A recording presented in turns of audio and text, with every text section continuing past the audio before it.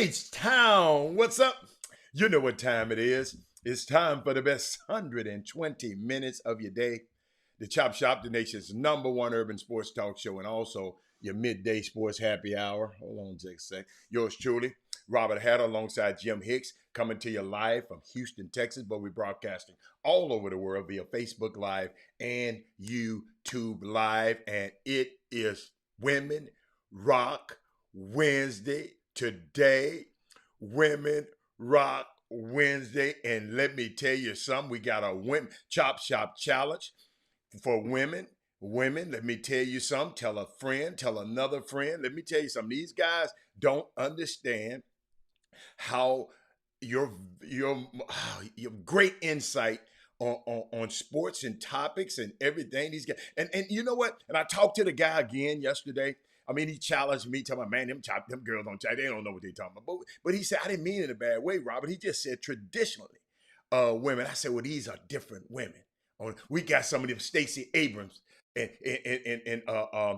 Kamala Harris type women on the Chop Shop. So, but without further ado, happy Women Rock Wednesday to all the ladies. And I looked at their Facebook feed in the beginning of the show, and it was inundated by women. It was women. Sonia Billingsley, Mindy Collins. He's my starting five. Sonia Billingsley, Mindy Collins, Dale Griggs, Anissa Veal, Brandon Nicholson, Kim Jackson. I'm calling all my girls out today. Jessica Brooks. Let me keep going. Let me keep Tammy Vien. Who else? Tamika Withers in there. Candace Williams is in the building. These women, let me tell you something. Women, I got a Chop Shop challenge. And I challenge all women, especially all women, to get 5 of your girls to chime in at some point today or send a message saying, hey, I support the Chop Shop. Say something. The Bucks. It's Women Rock Wednesday. This got to be the best day of the week. What's up, everybody? Hey, Brittany Patterson. What's up? See, that's a new name. See, no, Brittany, you ain't in the starting lineup, Brittany, but you guess what? You are a star in my book, Brittany. Look at Marissa. Who else I got? Look at Marissa Smith.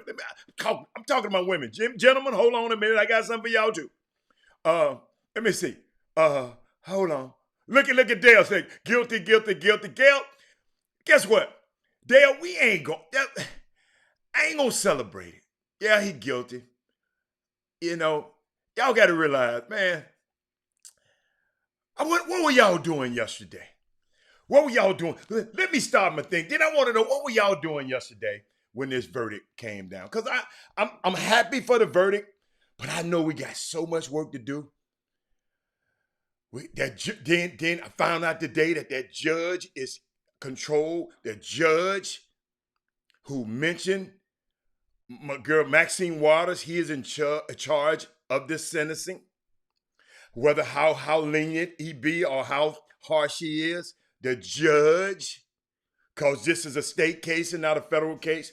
But I want to start this show off today. First of all, let's share, tag, text, and subscribe. Right now, everybody, share and shout out to the people who have been subscribing to the YouTube feed. I see you. Thank you so much. And I guess a closed mouth never get fed. So I got to do it every day.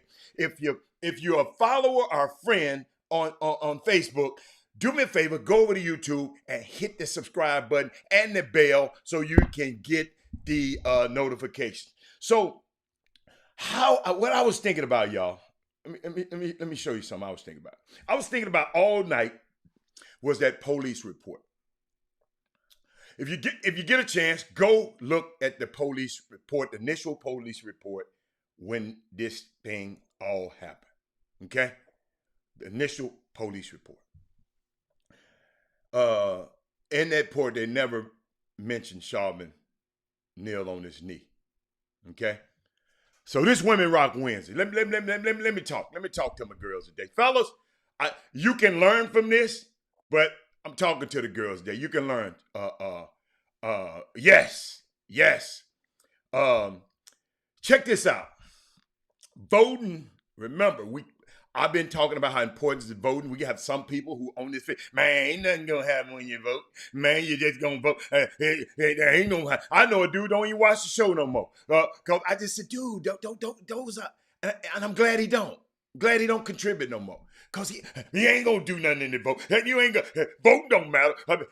You ain't got no money. Yeah. But voting is just one tool, Reginald Simpson. Hey, Anson, Johnson. Voting is just one tool in your toolbox. But can we take a minute? Do me a favor. Can we take a minute to honor the people in Minnesota? You know, we got a contributor on this show, Yvette Machete. She's from Minnesota. Let's take a moment to honor the people in Minnesota who elected Attorney General Keith Ellison in November of 2018. Follow me, Ivan.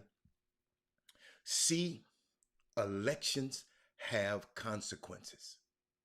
He was elected the first Black man to be Attorney General of the state of Minnesota, and in less than 2 years later, we have the killing of George Floyd. I don't know if this would have happened without Attorney General Ellison. This is the same Keith Ellison who Barack Obama nominated long time ago and Mitch McConnell for Supreme Court, and Mitch McConnell and them shut it down. The same Keith Ellison, okay? Same Keith Ellison who was in Congress. The same Keith Ellison. But the people in Minnesota voted him in. Elections have consequences. This just happened to be one tool in our toolbox. This happens to be when you vote. And this is what happens, y'all. And we've been talking about this. This is what happens when you vote in your local elections. They could have, think about it, y'all. Y'all help me. Walter Yates, Tamika. No, let me talk to my women. Anson, Sonia. Who else we got? Mindy. They could have had somebody like Ken. Hold up now. They could have had somebody like Ken Paxton, who we got, who Texas got. We know not to vote for the Texas Attorney General. Can y'all imagine if they had him, who instead of pursuing officers who have been involved in killing unarmed Black people, he was instead filing lawsuits to support the big lie, the Donald Trump lie. He won the election lie. Ken Paxton, who a lot of the people in Texas voting for, we know not to vote for his ass no more. I know we probably, y'all probably did. The voter fraud lie to help undermine the election. What if Ken Paxton had been the Attorney General up there, y'all? The same guy who tried to undermine the democratic, peaceful transfer of power. When you win an election, you're supposed to have a peaceful transfer of power. Donald Trump, just like Barack Obama invited you over, and you and your wife and his wife, he showed you around and showed you what was going on and telling you what was the intelligence that was going on. Peaceful transfer of power that Ken Paxton supported. What if that was Ken Paxton up there in Minnesota? Y'all have been on this show talking, oh, let's go. Shut up. They could have had somebody like him.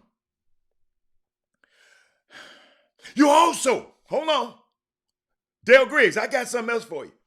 You also could have had another Black man named Daniel Cameron. You know who he is? Always remember, not all your skin folks is your kin folks. That's the guy that wouldn't move on the Breonna Taylor in Chicago. That's the Attorney General out there. What if he had been up there? Derek Chauvin would have been in Miami Beach today. Democracy, y'all, is 365 days a year.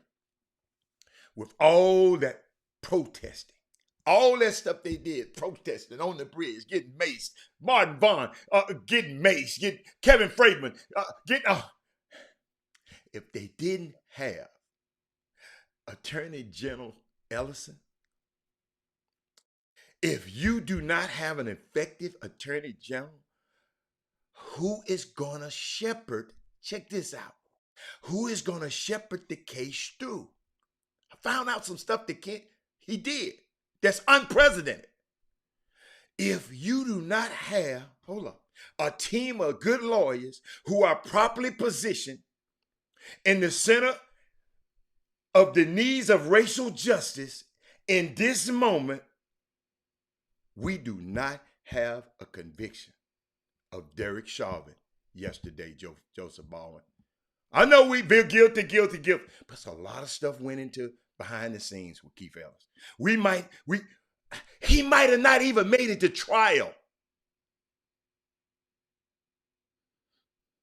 Check this out.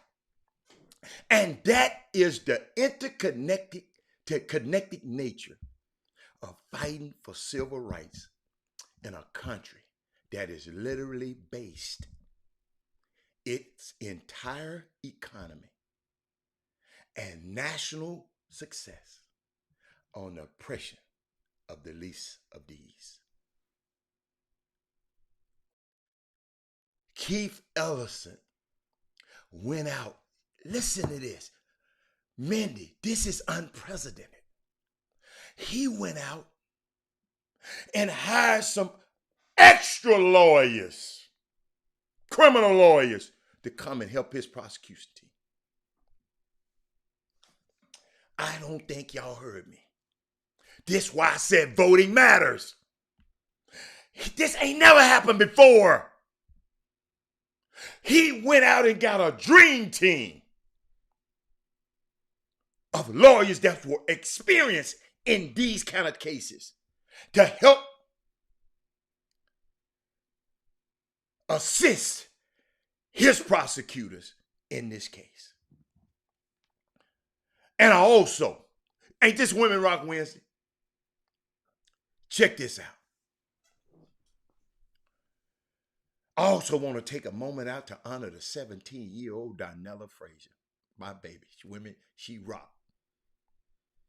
It really begins in many ways with her. Remember that name, Darnella Frazier. 17-year-old, brave, courageous teenager. She films the killing of a man right in front of her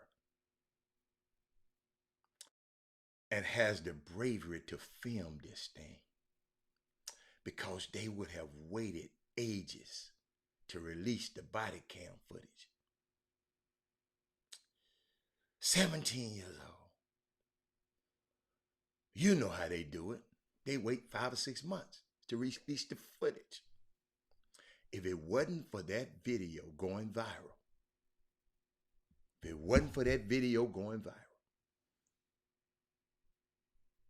unbelievable. We needed a national outrage for this to happen. Let me tell you something. We have progressed in our community, but it's not the people in power who somehow cared about us. It's us rising up. It's the Darnella Fraziers of the world, the John Lewises of the world. It's us rising up, man. It's us saying no more. Yeah, check this out, y'all. The reason we have a 1964 Voting Rights Act is not because Lyndon Baines Johnson loved black people. I hope y'all didn't think that. Oh, LBJ, hell no. It was because we said no more. We said, no, we need change now. The reason we have a black woman as vice president, Women Rock Wednesday, is because you said it must be a black woman VP now. Joe Biden with your old ass. Now you can't wait. Because he was trying to waver on it. Yes, he did. But they held his ass because he said, I owe the black people, I hold the black for helping me win this. We want Kamala Harris now. You can talk about Nikki, not Nikki Haley, all them other, now. Can we all sing a praise song for Donella Frazier, y'all, who had the presence of mind to film that video that made such a difference in this case. And now she must live with the memories, 17-year-old girl, that will walk alongside of her for the rest of her life. These were kids, y'all, watching this. People, they was just going to the store to get snacks. It happened up on a murder. My question is, what is the nature of care have they received?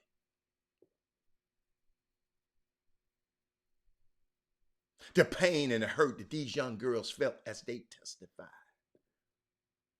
Who is caring for them? Are they getting the mental health care and emotional support they need? I know it's Women Rock Wednesday. And I got we got some powerful women. It's got a powerful women's guest today. Division I women's head basketball coach. It happens to be a woman today. But y'all, let me tell you something. I told y'all, I'm sitting up here thinking about elections matter. Keith Ellison, I got to mention him again. He did something that was unprecedented. He took in private lawyers, Tamika, to help his prosecution team, to make sure that he had the best lawyers available to hold Derek Chauvin accountable for torturing George Floyd for 9 minutes, 29 seconds with his knee on his neck. Tell you what else we got to do. All this talking about people and want to call people names. Call your damn senator. It's 2 of them. I know we love to get on here and talk about people and on here. It's cute on the Facebook feed. Pick up that phone. If you don't know the senator's number, go get the app called the 5 Calls. 5, the number 5 Calls app. Put your zip code in there. They'll tell you who your senators are. We must badger our senators just like y'all badger this damn Facebook feed.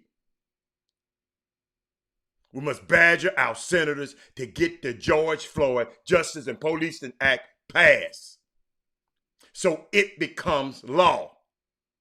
You want to do something instead of run your damn mouth.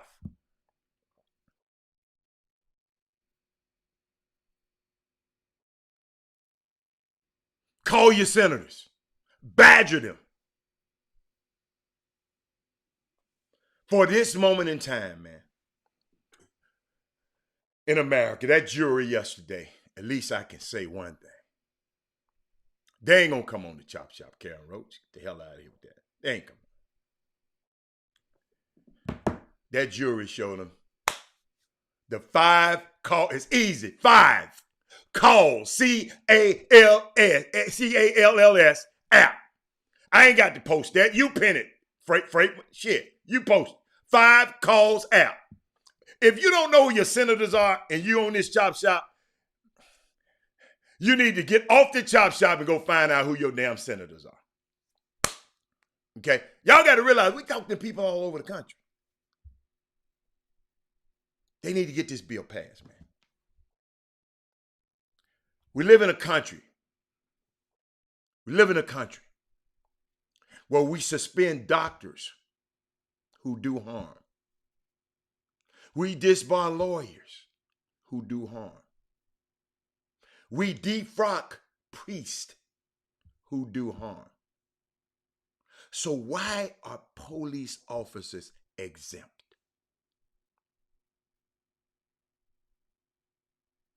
Why?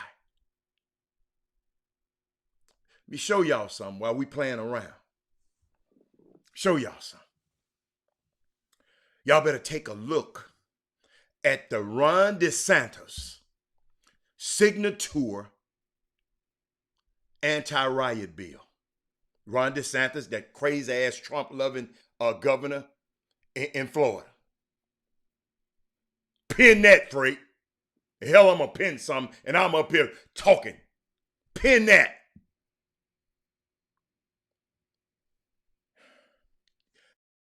Go look that up.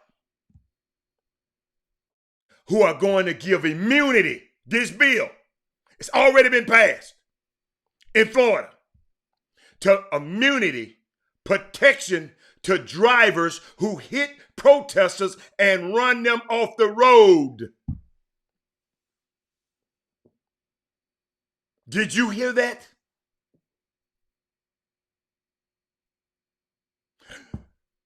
They are going to give immunity. That means protections to drivers. If somebody out there driving, y'all got to go look at the whole bill. Oh my God. Y'all got to realize, in the time we're having massive protests for the murders of George Floyd and Breonna Taylor, this governor that's hanging out in Florida at Mar-a-Lago with Donald Trump, go look it up. Republican leaning governments draft laws to introduce this into legislation. Go look it up. They're going to penalize the protest people. According to DeSantis, let me read this. He said this. DeSantis. This is the strongest anti-riot, pro-law enforcement piece of legislation in the country, and there's nothing even close to it. It passed 23-17 in the Florida Senate. One Republican voted against it. He voted with the Democrats. It was a completely Republican backed bill. In this law, it describes a riot, y'all, as a public disturbance that involves 3 or more people. Let me drink some. I'm gonna let y'all listen to that. That's what they describe a riot. 3 or more people. 3 or more people. Y'all got to go look this shit. Because y'all got, it don't say it's in Florida, because guess what? It's coming your way, sisters and brothers. Ken Paxton looking at that bill. What's the dude in the wheelchair? What's the governor's name? He looking at that bill. I keep forgetting his name, y'all. I promise you, I keep forgetting his name. Somebody, Abbott. Greg Abbott. He looking at it. You can't get bailed out of jail until after your first court appearance. If you sent to jail. The system, hold up, y'all got to understand the system is bagged up now because of COVID.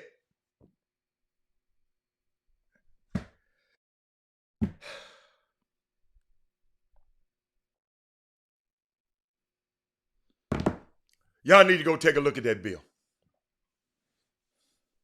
Y'all, while we on here talking all of this old mess, and I love it, It's Women Rock Wins. And I'm going to take a break. But I just want to give you something you can feel. These people ain't playing. We just got to not play. The Voting Rights Act, they trying to repeal that. But guess what? We got the what's his name? John Lewis Voting Rights bill that they're trying to get passed. Call your senators, man. Just like you up here. Y'all come in your ass right now. I see you come in. I love it. Soon, like I love it, Barack. Don't boo, vote. Don't type stuff on here. Type this same shit. Type it to your congressmen, your senators. It's crazy, man. What's up, Keefer? Y'all, when I get back, I got some women rock stuff. These women, that Donnella Frazier, that little 17-year-old girl who stood there and held that video phone on Derek Chauvin. Boy,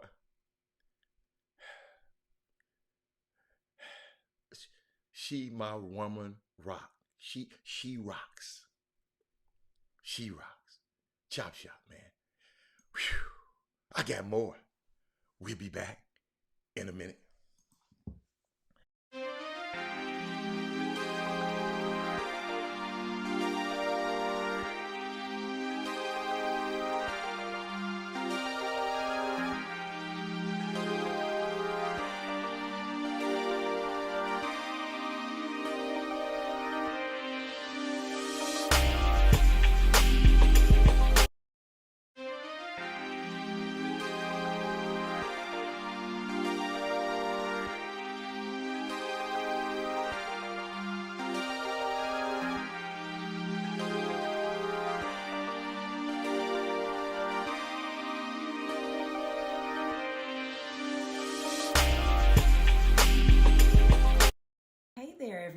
Tammy Allen here, your relationship coach.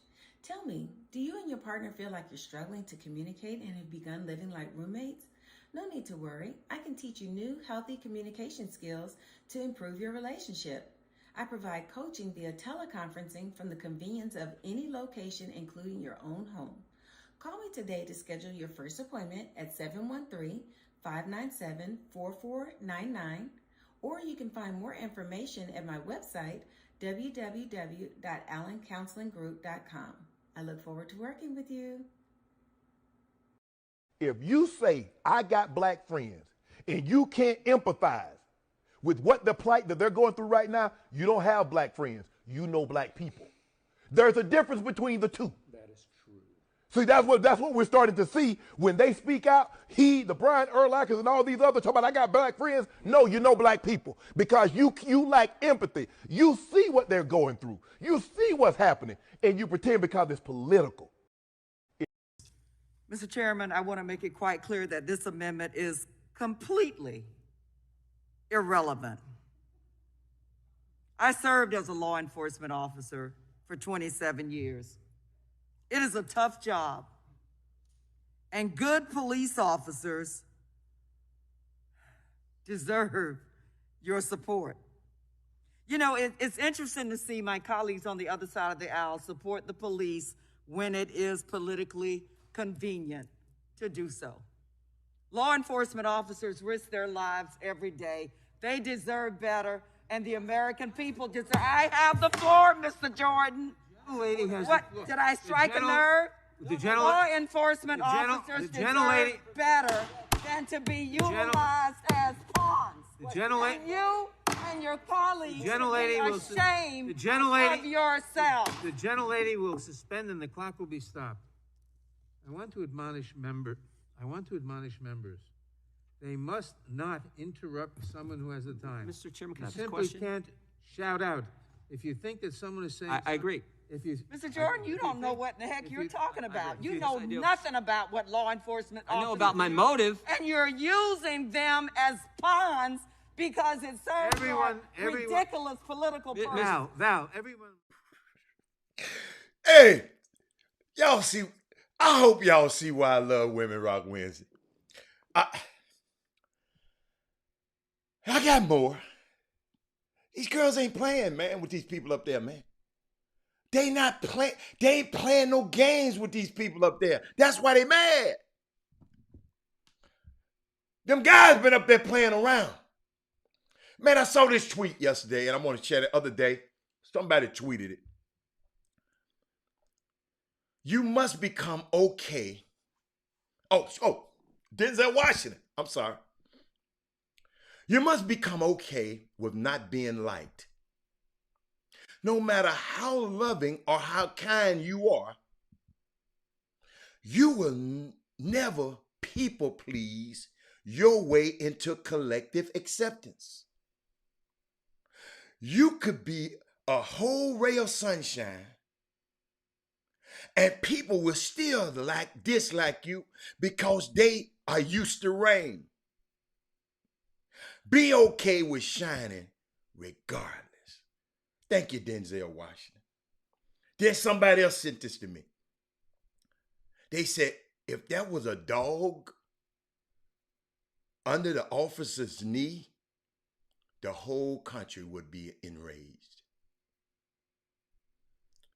And shout out to one of my favorite singer ever. Happy birthday. Luther Vandross would have been 70 years old today. Play some of his music. Can't play it on the show because do me a favor and give me some of your favorite Luther songs, on the air. I follow that man, went around the country, went around the world. Matter of fact, overseas even to watch him in concert. Me and my friends, we just like Luther Vandross. And it's happy birthday to him today. But Women Rock Wednesday. I want to shout out to this young lady here, Erica Wheeler. Alma basketball. I don't know her, but I saw this last night, yesterday, and I wanted to share this with you. She was an undrafted. She in her tweet, she said she was undrafted to be in one of the biggest billboards in Los Angeles. She said, "My Adidas family, you are absolutely amazing. I am speechless." Check this out.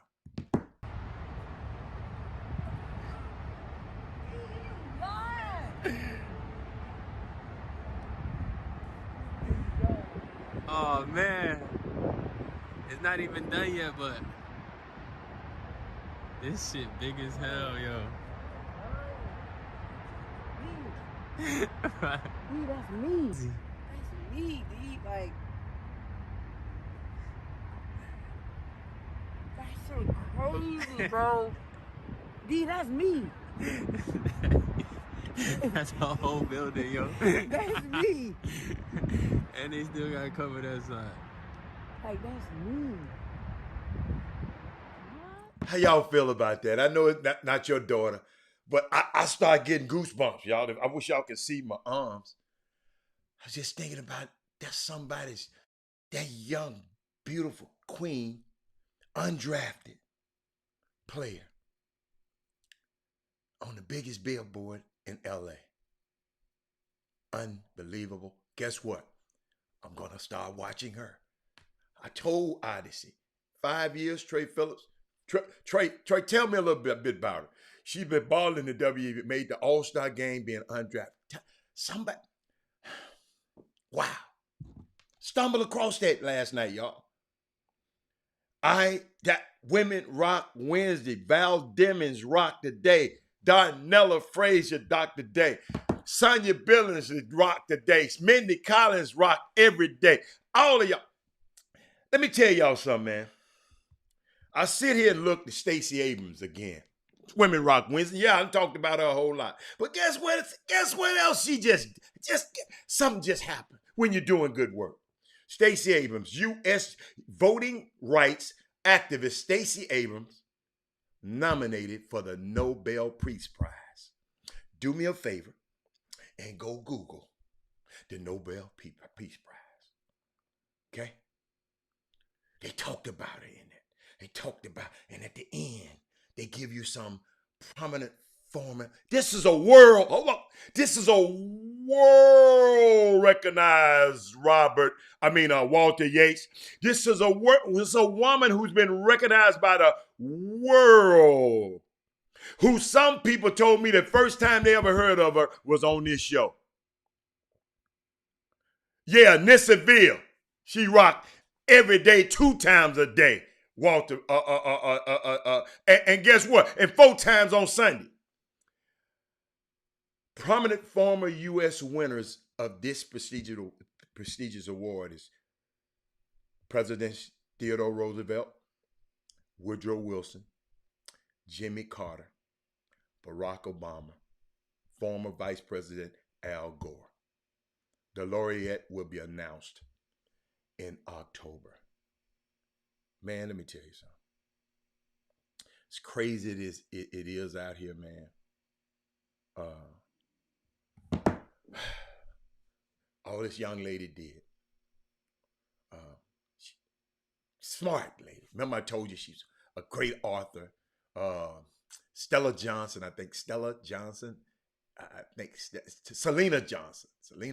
something like that, is her fake name, a pseudonym, who she writes under. She's an accomplished novelist and lawyer, HBCU grad, Stacey Abrams I'm talking about.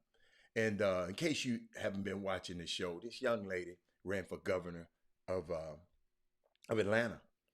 And she was actually cheated. She lost by 50,000 votes. Governor Kemp, one of these governors that I'm talking about, this governor, he was the Secretary of State, so he controlled the voting list. So he purged 350 black voters off the list right before, because he was Secretary of State. He hadn't won yet, so he was still acting Secretary of State.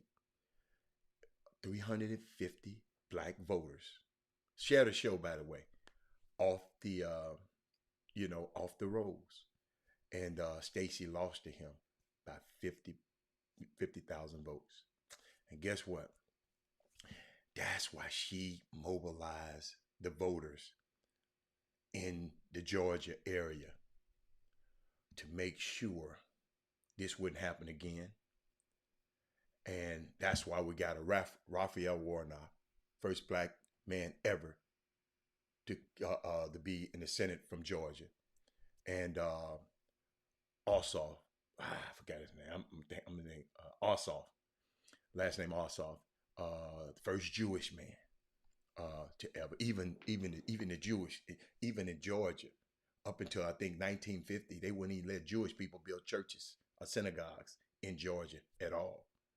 And it's poetic justice, these two guys. We just can't make this up. And Stacey Abrams helped get that done. Nobel Peace Prize laureate. And women rock. I told you, women rock. Women rock the day. Women rock the day. We got a special woman coming up at 1 o'clock. I thought Jimmy was going to come in. He'll be in a second to give y'all some. I think I see Clyde Jackson is on the feed. He out of town in some big event. I saw your post, Clyde Jackson. I just wanted, Robert Weiser. Yeah, that's real. I saw your post about your team, the Made Hoops event. So would somebody tell me what makes that event? So I know a lot of good teams going to be down there. What make that event so great, Clyde? And I know it's got to be a great event if y'all going, y'all taking this bad team down there. Y'all help me out with that. What else going on? What else? Some more women's stuff. I think I got, but y'all, like I said, that Darnella Frazier, still thinking about her. And I was just thinking about women. It's Women Rock Wednesday, right? And it's just thinking about it. And all you powerful women on this show who's been through stuff and came out on the other side, and you are in positions of power now, it probably took you 5 years to master what you've been through. I implore you to spend 5 minutes imparting into a young girl's life what you had to go through for 5 or 10 years, what you grinded into a diamond 5 years. We got to start imparting this, because I see a lot of our young women out here. They don't have the guidance, not there. Some of them their mother was a child when they had them. So, it's no excuses, but give them a purpose when you have a chance. Tell them what you've been through. Tell somebody to stop and start moving forward. Talking to all our ladies. That's why it's so powerful. That's why I love, yes, our ladies and our men. Yes, that was a young girl. We talking about our men. That was a young girl, 15-year-old girl. Got shot. And before Jimmy come on, I want y'all to hear this. Y'all, I want to share something with y'all. I want y'all to hear this. But women, since, you know how a woman told me, well, Robert, ain't nobody gave me nothing. I had to work for all this. I said, guess what? Then you should make sure you the one to give people something.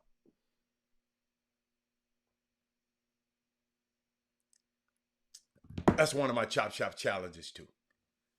Let's go out there and let's go out there. Because a man, I'm more comfortable talking to the young guys. Them young women, they need a strong woman who gonna tell them their scars. Karen, you gonna say, hey, come here, girl. Let me talk to you.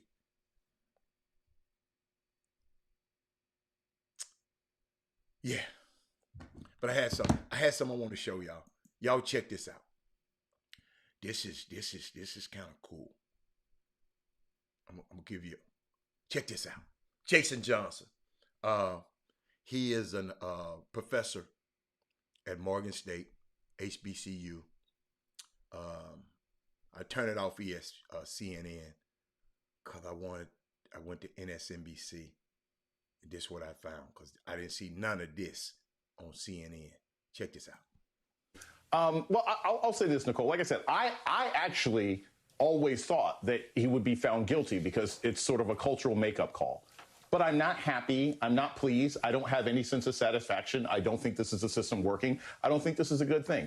What this says to me is that in order to get a nominal degree of justice in this country, that a black man has to be murdered on air, viewed by the entire world. There have to be a year's worth of protests and a phalanx of other white police officers to tell one white officer that he was wrong in order to get one scintilla of justice. That doesn't make me feel happy. That doesn't make me feel satisfied. It makes me worry about what's going to happen when these other officers are held on trial. It makes me upset all the more that we didn't have this for Breonna Taylor. It makes me concerned about what's going to happen in the trial for Ahmaud Arbery. So, no, I mean, this is not the system working. This is a makeup call. This is the justice system trying to say that, hey, this is one bad apple, because that's how this is going to be interpreted. It's going to be this one bad apple. He got in trouble. Yay, blah, blah, blah. And yet there's still going to be young black men and women across this country being shot today, tomorrow, and 2 weeks from now, because unless we have some radical reform, there's no lesson learned. What y'all think about that?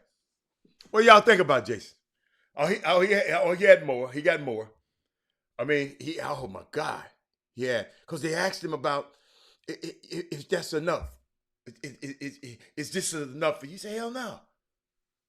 He said, hell no. And this what got me, because I kind of felt some type of way about this one. I think it's trying to see which one it is. Let me try this one. You teach at one of the great HBCUs. What are those kids likely to make of today's 3-0 verdict? gone forever, but at least we know it has its limits. That's a start and hopefully a precedent. Do you join the hopefulness in Eugene's column, Jason? Not at all. Because literally, Brian, when we talked earlier today, and I said, this doesn't make me happy, it's not satisfactory, it's not justice, this doesn't necessarily change unless there's some sort of radical reform in policing. And what happened 45 minutes later? Nakia Bryant, a 16-year-old girl in Columbus, Ohio, called the police for help. An officer was on the scene, and in 22 seconds, he shot her dead. An honor roll student who's making TikTok videos on makeup and hair. This hasn't stopped.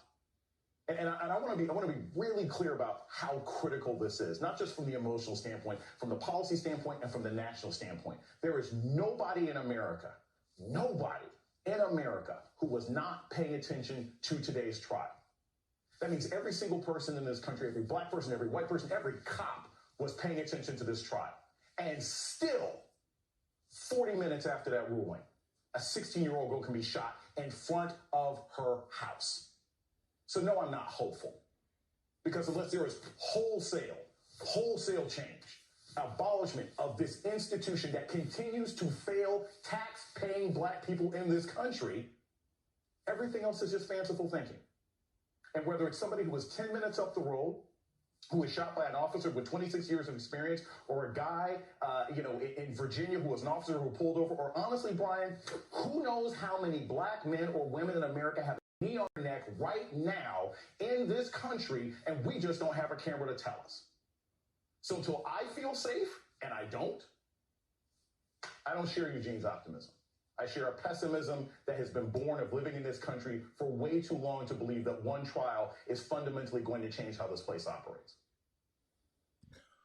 Welcome back, y'all. I had to show that to y'all. I hope the show don't we're gonna get blocked for it for a minute, but I had to show you. I was gonna just talk about what he said, but those were powerful moments. I'm not satisfied.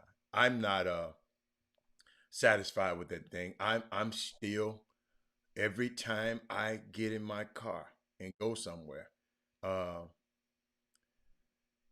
I just wanted y'all to see that, because I know a lot of y'all don't watch MSNBC. When I didn't even watch it until Al Sharpton got on there, and then they put Joanne Reed on there, and now Rashida Jones is the president of it. Of course, that's why I said, forget CNN. I'm tired of listening to them. I went down there and I found these guys late last night with Brian Williams. And I just had to share that with y'all.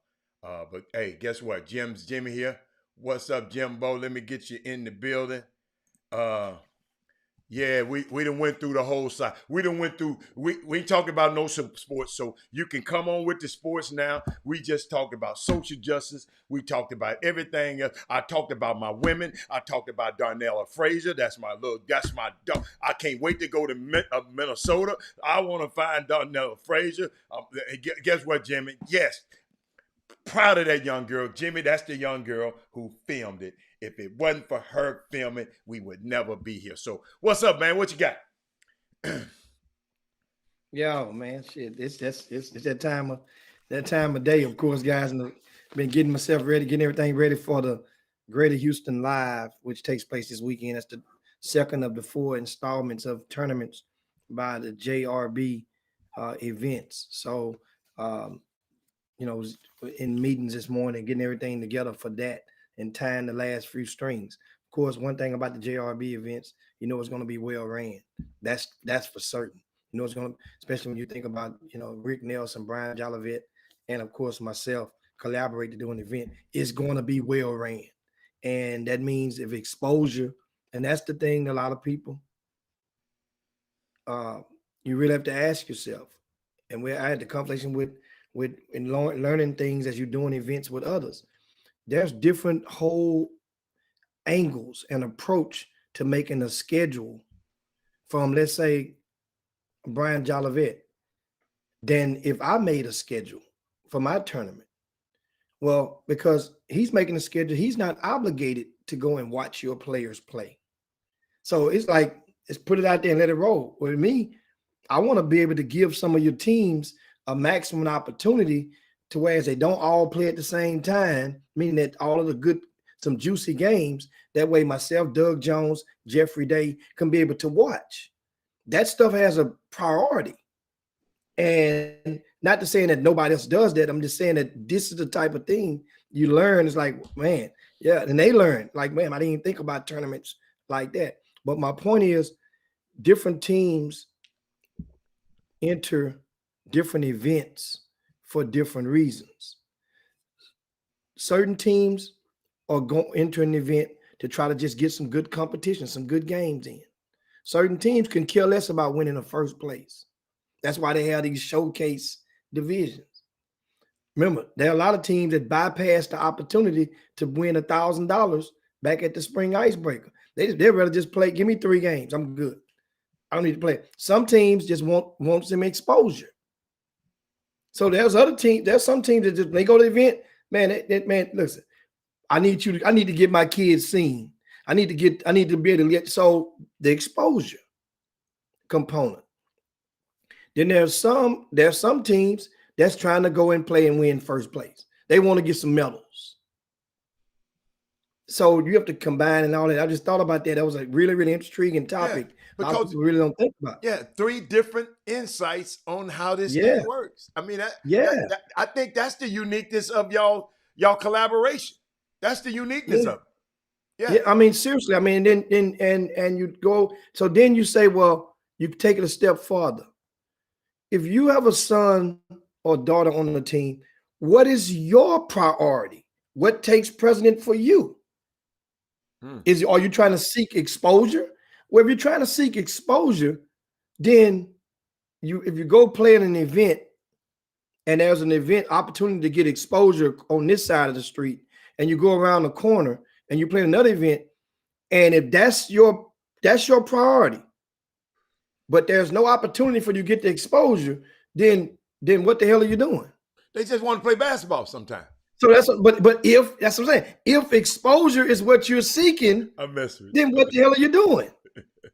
You know what I'm saying? If you want competition and you go around the other corner and there's no team that's compelled, let's say if it's the Houston Defenders. Well, hell, if you want competition, then why would you go play in the YMCA tournament if there's nobody that can possibly test your guys at all? You follow what I'm saying? So it different things, we learn, but then nobody says nothing or mention it until it's too late. And once again, after all that talk we gave the other day with Ray for Austin, now, how many of you guys actually took heed and applied some of it? How many of you have people that are playing in events this weekend that you go and ask how much are the tickets to get in? We talked about this the other day. Did you go and ask how much are the weekend passes? What kids get in free? Have you asked that yet? Or was it just some good? Listen, we're not talking on the Chop Shop just to make you feel good. You can go to the Improv and get that stuff. We're trying to help you to be able to help yourself to navigate through some of these muddy ass waters of amateur sports. Giving free game. And I love it when you guys take heed to it. I really do. And that reminds me, I answered all my emails, man, my text message. Somebody on here text messaged me. Okay. And I just thought about it. I went to reply and the phone rang and the response never went through. That was day before yesterday. I just realized, whoever you are, they asked me a question about Division II basketball. Said that they've been recruited by a Division II school. If you're listening right now, I don't even remember who the text came from. I remember the question. On official visits, and do they do scholarships like Division I? Let me answer you. Yes. Division II does have scholarships. And not only do they have scholarships, but Division IIs, they have the luxury of splitting their scholarships in half, like Division I's do for track and field and baseball. D2s can split that. They get normally about 10 scholarships. D1s get 13. I think D2s get about 10. Don't quote me on that 10, but around 10, I think. But they can turn that 10 into 15 if they need to. They're not going to turn it into 20, but they can take 5 of them and bust them in half and turn it into 15. So, and also the question to ask me about official visits. Yes, Division II schools have paid official visits just as you would have in Division I. And I think they get to bring one parent now. I think. But yes, so Division II schools, yes, they have scholarships. Yes, they have official visits. Okay, that's a good one. Yeah, I'm sorry, and I will text the person back because they may not even be watching right now. But somebody that's a very, very good question. Great question. Great question. Now, Division IIIs, no, you got to get it how you live at the D3 level. What you mean, get it how you live? You just got to be smart. They find ways to get you academic supplements. Yeah. You got to get it like you live. You just got to be a little smarter if you're going D3 to get some what you call it, financial assistance. I guess that's what they call it. But Jimmy, I'll just let you know, our guest is in the green room. They putting her hair and makeup. She get hair and makeup right now. I'm just letting you know. She don't need no hand makeup. She roll out the she kind of like that a little bit. Yeah, I know one thing. One topic I can't wait to talk about that changed, boy. And that's when me and you went down there at homecoming. We went to homecoming. That's one of her old stomping grounds. She was a coach over there. She was a coach over there. Oh, she was the coach over there. My goodness. Oh, I wish I could just transplant back to there about 10 more times. About 10 more times. That's all. Yeah, man. Yeah. But so what we're gonna do, we'll ask you guys to share the show to your timelines, to your groups right now. Share the show if you will. Mm-hmm. And give us a thumbs up if you're on the YouTube watching us right now. Yeah. And this conversation. We're going to have a head women's basketball coach. Mm-hmm. She's very popular, especially in the state of Texas. Mm-hmm. Not restricted by those boundaries, by no means. Mm-hmm. She was recently assistant coach at Michigan. Okay. Yeah, Big Blue. Wait a minute, whoa. Blue? Go Blue? Yeah. Yeah. What? Yeah. Keep going. Michigan and what else? Yeah. Before that, she was assistant coach at Baylor. Wow. Big 12. Keep going. She got rings. She got rings. She got rings. She got a grill. She got the Radio Raheem ring. Remember Radio Raheem? Love and Hate? Yeah. She got the ring from Baylor. Yeah. Also, she was a head coach at Prairie View. Wow. Okay. So this ain't her first rodeo. I got you. She's been an HNIC. Now, if her boss is watching right now, matter of fact, don't even ask her. No. That's email us and ask me. I'll tell you what it means. Don't even ask her. If you don't, hey, and guess what? And to the multitude of our audience right now, of course, a lot of our white Chop Shop viewers. Just write that down somewhere. HNIC. See if you can crack that code, but you better not say it on the Chop Shop feed because you might say you might mess up one of the words. Ask ask the black friend or one of your black allies, what does HNIC stand for? It came from a movie. We didn't make this up. This came from a popular movie, Lean on Me, back with Morgan Freeman in the couple of decades ago. So that's how it came about, that acronym. It was a famous phrase from a very popular movie, an inspirational movie back in the days, Lean on Me. But anyway, now back to our guest. We have with us, she was recently hired as head women's coach at SMU, Southern Methodist University. And whereas it immediately put the rest of the AAC conference on alert because they know her ability to recruit and attract players, especially from this area and this region. So SMU now it's going about to get turned, flipped all the way around, and we're going to let her explain a little how. But we have with us none other than the incomparable, famous Toyelle Wilson, guys. They call her Toy. Look at her. She looking like a cherry soup over there. Look at her. Appreciate it, Jim. You're doing too much. I'm not that famous. Boy, it's over now. You're out there now. Yeah, man. How you doing, Coach? I'm blessed. Coach, I'm blessed. Coach, you know Coach, later tell on. you Go on, Jimmy. I'll let you start because I just got the action. Jimmy, you sent me the Baylor thing over there, right? How was it working with that coach at Baylor who didn't want to put her mask on the other day? That woman bothered the hell out of me, Toyelle. I mean, that was I don't want to put on that damn mask. I mean, how was it working with the legend as a player and as a coach, Kim Mulkey? That's my first question. I'm sorry. So I was under her for 6 years, and I learned so much, just about the game, the attention to detail, the demand that you come and get out of your players every day, never settling, never letting a kid be mediocre, just little things, and staying and holding your kids accountable from 1 to 15. That if that's Odyssey Sims, if that's Alexis Jones, or your 15th player, holding everybody accountable, but being your best every time, every day, practice, games, everything. Wow. Jimmy?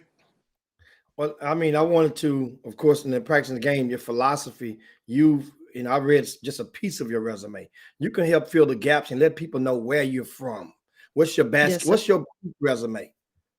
Yeah. So I'm from New Jersey. I played ball in New York. And right out of college, I got a business degree, but the coach that was my coach in Manhattan was going down to Pittsburgh at Robert Morris University. So I was an assistant coach at 21. So I coached 3 years there. Then I did the Lakers camps down in Santa Barbara. I did the Sixers camps. I built these relationships and these networks. And Cynthia Cooper calls me on the phone. Talvin Hester calls me and said, "Hey, Cynthia Cooper looking for an assistant coach. Would you be interested?" And I said, "I've never been to Texas. I've never been to the South. I don't know anyone in Texas." And so I talked with Coop, and we talked for about a couple of weeks. I didn't even fly out there for an interview, y'all. We talked over the phone, and I drove my car from Pittsburgh to Cypress, Texas. And I was like, wow, I've never been to a HBCU before. I didn't even know about Prairie View A&M University, but it was like a gold mine. And the fact that Cynthia Cooper, one of the best ever to play the game, called me and asked me to be her assistant, it was a no-brainer. I was there for 3 years. I'm big of a defensive coach. Coop is about offense, so it was a perfect storm right there. And so she was leaving to go to UNC Wilmington. She said, "T, let's go. I know you love the beach. I know you love water. I know you love good weather. So let's go on to UNC Wilmington." As I was thinking about going with her, the president, Dr. Wright, and the AD at the time, Fred Washington, came in my office and said, "Look, I know you're a big part of the success at this program. We want you to be the next head coach at Prairie View A&M University women's basketball." At that time, I was only 24, and I'm like, I don't know what it takes to be a head coach. I'm cool being an assistant. I've only been a coach for 6 years. And they said, "No, we talk to the lunch ladies. We talk to the janitors. You treat everybody with the same respect. We know you'll be successful." And so then I became the head coach. And for 3 years, we were the SWAC tournament champions 3 years in a row. We played Baylor 2 times and UConn once. That's how Kim Mulkey got to know who I was. She says there's something about that young lady. She knows how to speak. She can speak in press conferences. I listened to her press conferences. She knows how to run a team. I saw a play against her twice. She dresses the part. I've seen her on the road. And I guess this whole time she was watching me. You never know who's watching you, you know? And she called me up twice. I remember 7:30 in the morning. She called me twice. I had this 254 number call me. I didn't even know who it was. I didn't pick it up. She left a message and said, "This is Kim Mulkey. Give me a call back." I called her back. She said, "Drive up to Waco." I drove to Waco, and she said, "Listen, if you're just using this for leverage for Prairie View to get you more money, I'll do that for you, but just go on, and I don't want you to waste my time."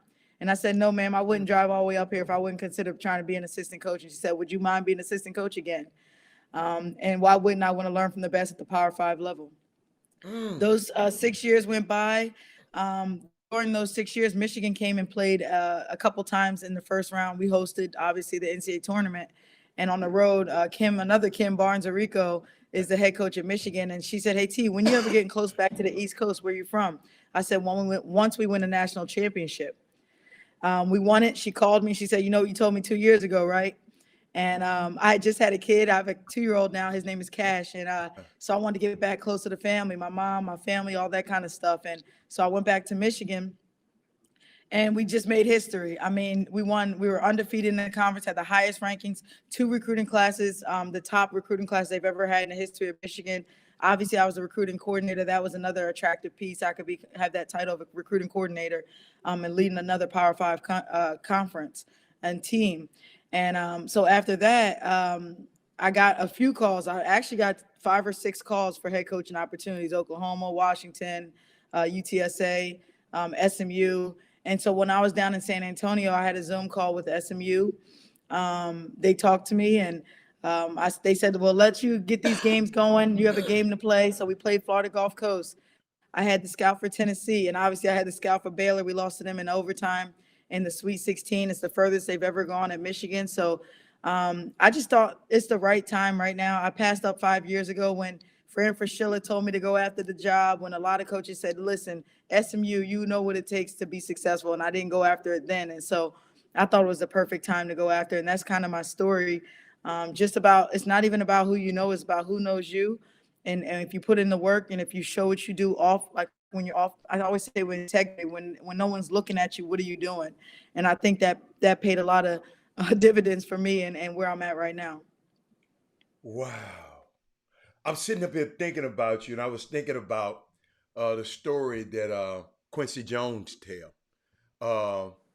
Because they talk about, these people really were looking at you while you wasn't looking, and they were talking about you, and you didn't know they were talking about. In other words, they were talking about you behind your back. Sometimes people can talk about behind back is good.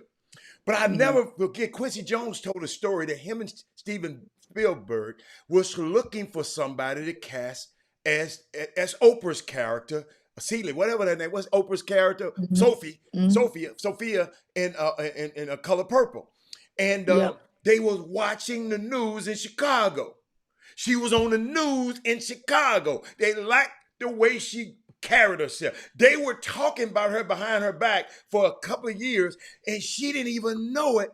And when this time, she went from, that's why everybody said, wait a minute, she's a newscaster. How did she get this? Because these people were watching. They watched the way she dressed. I'm sitting there listening to your story, and it mirrors that story that I heard that Quincy Jones told. And that is unbelievable. Girl, this Women Rock Wednesday, you rock. Appreciate it. You rock. What you got, Jimmy? What you got? That's magnificent because of the fact that I assume that most people had no idea of the steps that you've traveled in your short careers as a college coach, and not many people knew how young you were at Prairie View. Yeah, and that was during the time I think Ashley was ended up being your ED. Oh, and then I think then Charles McClellan was over there, right? Yeah. So Ashley became the AD after Fred Washington was like the interim. When I left, Ashley that same summer got the job as the AD. Okay. Yeah. Yeah. Okay. Now, we wanted to ask you about Prairie before we get to moving on. You were there. They hadn't built the new football stadium yet. They were in, right? Oh, they did. So, okay. So homecoming didn't have this same dynamic. Have you had the opportunity to go back to Prairie View, or did you ever for homecoming and display? And now explain first of all to the people out there what's a Prairie View homecoming, what it's like, what the atmosphere is like. It's undescribable. It is infectious. It's electric. It is powerful. I mean, it leaves you where you're like I want to go. I wish I went to an HBCU when I was in college. First of all, every Wednesday is Hump Day on the Hill. There's a DJ on campus. Everybody gathers around. The fraternities, the sororities are dancing. People are just rocking the music, just having a good. It's like a fellowship, like a Sunday service, but it's on a Wednesday, and you're just fellowshipping with the players, with the student body, with the staff, and it's only for a certain couple of hours. But DJ Rogers would come down there every Wednesday, and just dedicate music and some just life into the campus on a Wednesday. Now homecoming, that's a whole different beast. I mean, just so when I go there and you're walking through the fields, people are setting up in RVs and tents and weeks before, and they're sitting out here and I mean, you're walking through, people are inviting you to come eat their food. People are coming to say, listen to music, have some drink. I mean, you're walking up and down, people, your shoes getting dirty. Nobody cares, but it's just about the fellowship. It's about the camaraderie. It's about just love and joy and happiness. And I mean, I went back after I left Prairie View. I was an assistant at Baylor and went back and I'm like, wow, like you always think, why you even leave, you know? But you want to go that's when the recruits are around, and that's when the life you having different things going on in the baby dome. That's rocking all the time. You having different artists come, and it's just really an amazing experience. And if you've never experienced, I always tell people you have got to go to somewhere close in HBCU for their homecoming. Yes. Indeed. Now, speaking of HBCUs, when you were at Baylor, you mentioned Prairie View. Of course, you played at Baylor twice in the postseason. Well, yes, sir. Since you've been at Baylor and Michigan, do they play any HBCUs in order to give that? That's kind of like a guaranteed game that helps stimulate the economy of those HBCUs. Does either of those schools play any HBCUs? Yeah, so actually in Michigan, we were scheduled to play Pine Bluff because Dawn Brown used to coach under me at Prairie View, and so but they couldn't because of COVID. They couldn't come out all the way. But yeah, at Baylor we play every year at least 2 or 3 HBCUs. I mean, Grambling, Southerns. Yeah, we always try and play some HBCUs. One because they're close. 2, they might have some kids from that Texas area. You know, a lot with Grambling and Southern and stuff. They have kids in from Texas. So yeah, always like we try and play in HBCU. I just think one, it gives the exposure because we might be on TV. So it gives that exposure for those teams. And 2, just like you just said, helping out their budget. Those game guarantees help. That's providing their actual budget for the whole athletics, not just the one team, you know? And so now, if you will, of course, it's old news. And I'm talking about at Baylor, for example, a Baylor versus an HB Grambling, or Michigan versus Arkansas Pine Bluff. What would that school receive on the girls' end? Is it the same that the boys' team would receive? No, the men they give a lot more guaranteed money. We still give guaranteed money that might be between $15,000, $20,000, $25,000 game guarantee. So, but the men they give for that would be about I would think 50, like 100,000. Like it's a lot more. Yeah, we just that's like, but a lot of the things is like we do home and homes too. So a lot of teams we might say, hey, we'll come there and you pay your own way and we come to you next year. So that's what a lot of teams are doing right now with the whole COVID stuff. Like for example, here we didn't finish our scheduling here. So I called Dawn at Pine Bluff. I was going to call, Prairie View. I was going to call Grambling. I've talked with Freddie Murray at Grambling, but we don't have the dates that match up. I just got here, so he already had a lot of dates already done. Right. But yeah, Freddie Murray, he called me first thing. Was like, hey, Coach T, congrats, baby. He was like, let me know, can we come and play? And I'm like, yeah, for sure. You don't want none of that TSU action? You don't want none of that TSU action? I'll call Coop. Coop was one of the first people that called come on, me. get some. Yeah. Come on, get some. Hey, Coop was one of the first that even texted me and said, congrats, she's proud of me. Follow your gut and keep being a superstar and a rock star. Like she was one of the first ones before it even came out. She called me. So I still have a great relationship with Coop. And I mean, I told her it was because of her is where I'm at today, because if she never would have called me to even come to Texas, who knows what my journey would have been. That's unbelievable. Man, that's awesome. And Coach Jim, I want Coach, you said something, and I'm not gonna gloss over. You said you were the defensive person, Coop was the offensive person.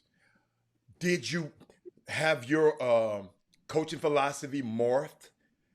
Or are you still that defense? I mean, how do you blend it in now? What has that experience morphed into? That's what I'm really trying to. Yeah, Uh-huh. I'm definitely a defensive coach. I was always told him when I was younger that a coach can't take you off the floor if you can play defense. Like it's impossible. Like you can score buckets, but if you can't defend, a coach might be able to take you out the game. But if you can defend and your player can't defend and you might not be scoring, well, guess what? That's gonna be hard for a coach to take you off the floor to win a basketball game. And so I've always been defensive minded since I played my games. I was decent defensive player of the year when I was younger, and with Coop, it's like she loved the offense. Like, this is how you score on somebody, first step, this and that. And I'm like, we gotta defend too, Coop. And just playing up the lane. I'm not a zone coach. I believe zone makes good players look great. Specialty players look great. So I'm not a zone coach. I'm a man-to-man, up the line, defensive pressure on the ball, denying on the wing, second pass reversal, looking to steals. I don't think score, stop, score. I think score, steal, score. So that's my mentality. You know what I mean? Score, steal, score. So yeah. Okay, so that means. So what about the kills? I love when y'all talk about the kills. You know, 3 stops in a row. What is it? 3 stops in a row. Some people, yeah. That's a lot of some people's philosophies. Like you score, get 2 or 3 stops, and then score. That's a run of 6 or 7 or 8-0, and all that. But I focus on the whole. Like I'm not focused on just the part. Now, obviously, at the end of a game is 2 or 3 minutes left. Listen, we got to score once, 2 stops, and we win the game. Something like that. But I'm looking at the whole. Like we look like at Michigan, we had stickers. So you know how many charges you take, how many defensive 30-second violations, how many deflections, how many steals, how many times you dive on the ball. So we charted that for every game, and every game we would have put it up in their lockers on who had these deflections, steals, who had the most stickers in the game. So I really believe in that because it makes the girls really think about defense. It makes them kind of focus on that, and that's what's going to be at SMU. Like I have a workout today at 2:30 with the girls. So, you know, defense is big on me, but fundamentals, we got to teach them the right way and teach them fundamentals. You can't just throw them out there and let them play. And speaking of SMU, I think I knew Travis Mays, you know, of course, former University of Texas basketball star. I think he coached at the LSU. Was it under Van Chancellor or after him or something like that? He went down to LSU. But what's the plan for turning this team around? First of all, SMU canceled the rest of their season only about 5 games in last year on the women's side. Meanwhile, the men continued to play the rest of the way. And how many players left that you inherit on scholarship from last year's team? So, SMU, they played 6 games. They were 0-6 to finish the season last season before they opted out. I think it was a little bit of everything, you know, losing and not having that motivation and passion and love to continue to play the game. So I think as a team, they decided that. That was one of the first things I met with every single player and said, you know, were you one of the ones that wanted to opt out? Are you committed to the game or interested?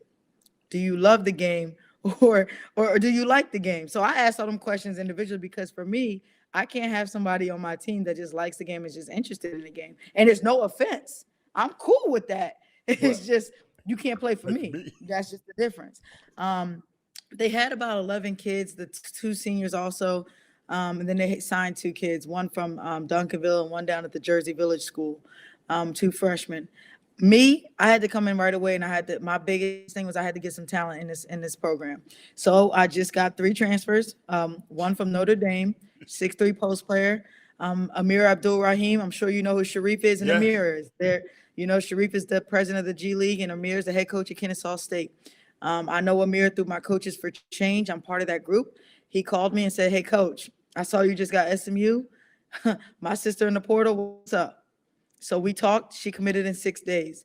The second person was a grad transfer. Well, she'll be a grad transfer, a 4-year player at Indiana. They went to the Elite 8 this year. Again, I played in the Big Ten, so I knew who she was because I played against her 2 times this year. Called her up, let her know what I'm about. Let's get on this Dallas wave and make something special happen. She committed in a week. Just recently, yesterday, we had a commitment and she signed it, so I can talk about her. Savannah Wilkinson, she's a 3 spot out of Florida State, another ACC, another Power 5 school. So now I got my 3, my 2, and my 4 or 5, whatever you want to call it. So I'm looking for one more just so I can get some experience. Because there's one thing you can't say, and you can't say anything about experience. Those kids are coming from powerful programs. They have experience from going to the NCAA tournament, playing in tough games, high-level games. They have a basketball IQ, and they know what it takes to win. And I already told the girls when I met with them, listen, I'm bringing players in here. Either you're scared or you're going to try and compete with them and raise your level of your game up. And I think it would be a perfect blend. So the kids just have a new life. I'm going to tell you that, Jim and Rob. They have a new life. It's like a new energy, a new passion. They're getting in the gym. They haven't been in the gym for 4 months since the opt-out. They didn't even get in the gym. So I'm really working from the beginning, trying to teach them what it takes to be successful, what it takes to win, the mindset, the competitiveness, the aggressiveness, the intensity. I'm teaching all that from the jump. And Coach, I'm seeing people put up there because it's a name click for me. Timberland Criswell from the Village School. Matter of fact, I played a video of her and her teammates after the game before, and now it just popped up to me. So you came to Houston and snatching them out of Houston already? Well, those were already signed. So Timberland. Oh, she was already signed. Okay. They're like incoming freshmen for next year. Oh, okay. All right. Yeah. I remember her. Now we have a question. We have a question from the Boom Boom Room, and we invite you to pose your questions for Coach Toya Wilson, head women's basketball coach at SMU. First, coming from Joe, and Joe asked, "What is your favorite fundamental defensive drill, and what are your values or takeaways from that particular drill?" I would say basically I do a shell drill with 4 people and do different concepts out of it each time or each day. So today, like one day it might be help the helper. So let someone get beat off the dribble. The weak side help comes over and the weak side wing drops. So it's called help the helper. Another one might be taking a charge when somebody gets beat. Another one might be 2 stops on 2 deflections on the wing and then jumping to help, getting in front instead of getting posted up, a guard getting in front, doing their best to be fronted and then jumping to help side and going back into the weak side rotation. I mean, there's so much to do on defense. I just love defense as a whole. So it's not just one drill that I love. But one thing about me, like if anybody ever wants to know a drill or wants any tips or anything, please just email me. And I will definitely make sure my director of basketball operations or my director of player development sends that out. I'm open to watching people watch my practices. So yeah, I'm all about the community and the alumni and that reach and just helping anybody. For me, it's about growing the game. It's not about keeping it to yourself. Awesome. Now we got another question coming from Angel. It says, since you are doing it and have obviously, as you just confessed, have done it, what is it like as a college coach to shop around, roll your buggy through the transfer portal and just throw stuff in the basket? What's it like? I mean, is it like it's really shop on Amazon or something? No. Huh? So first of all, I believe that a lot of that stuff is done before they even reach the portal. That's my thing. I think a lot of it's done because people know and they talking to the AAU coaches, they're talking to these people and this people and that people. But once I see somebody in the portal, the first thing I do is that I will email them or call them or find the people that I know that are connected with them. Once I do that, I'll reach out to them. And the first thing I do is get on a Zoom call because I want them to see me. And it's not just me, it's my assistants. I haven't even talked about who I hired yet, but I hired all Power 5 assistants. So Kansas assistant, Jasmine Player, she's one of the greats out. She went to Baylor. She's from Bay City, Texas. She's at Kansas. She's great with international recruiting. I hired Gary Reedus. He's from Vanderbilt, another Power 5 school in the SEC. I'm hiring people that know what it takes to be successful. And so that's what I'm telling these girls. Like, listen, you don't got no Joe Schmoes coming up in here. You got people that know what it takes, that knows how to develop players, that can recruit kids, and that know X's and O's knowledgeable about the game. So the least you could do is pour into what you got and listen to what we know, because we know what we're doing. But the portal it is crazy right now. It's amazing how these kids leave after a year And that's the other thing. I talk to these kids. I said, what is it that we left for? And what are you looking for? Because for me, I'm a player's coach. I'm about relationships. I'm about that connection. I'm about knowing. And I always say this, a player don't know how much you know until they know how much you care. And so I want to know them as people first. And because I can watch a game and know what they are as a basketball player, but I want to know who they are. Are they high character? Like I told you, are they committed? Do they love the game? That's what I want to know about. And that's why I get on a Zoom call, me and my assistants, and we talk for an hour. It might not even be about basketball. What do you like to do about outside of basketball? What do you like this? What's your favorite this? What's your favorite? I want to know who they are as people. And then from there, I can get them. I can get them on the court. I can develop them on the court. Coach, have you ever did a clinic and it's on YouTube, where a clinic that you had to, have you ever did that yet? No. Okay, because somebody just asked, do you have any defensive drills on YouTube? Okay. And so I know you would have did it at a clinic probably. Right. So I'll get some. I mean, I only was a head coach for 3 years. So, that's but, right. That's right. There are some I was a part of, like our head coach was part of, but it's through the Michigan College and high school. You know how they have them in Houston, Texas. And so there's some, but I'm part of them, but I'm not running them. Okay. Well, we have another question from Rick. And Rick asked, what are the best non-basketball traits that you learned from Coach Kim Mulkey and Coach Cynthia Cooper? I would say loyalty. Trust and loyalty would probably be that one. Like what's is said in the offices or in the locker room stays in the locker room. I think a lot of coaches, want to hire people that they trust. And that's why you always see people that they already know, because it's about that trust and loyalty and that integrity for me. And I think that's a big piece of it. I think the second thing is just in general, like in life, you're going to have like peaks and valleys. And it's just see how you respond to these peaks and valleys. Everything's not given, everything is earned. And so, for me, it's what you do and how you take these little tidbits to life.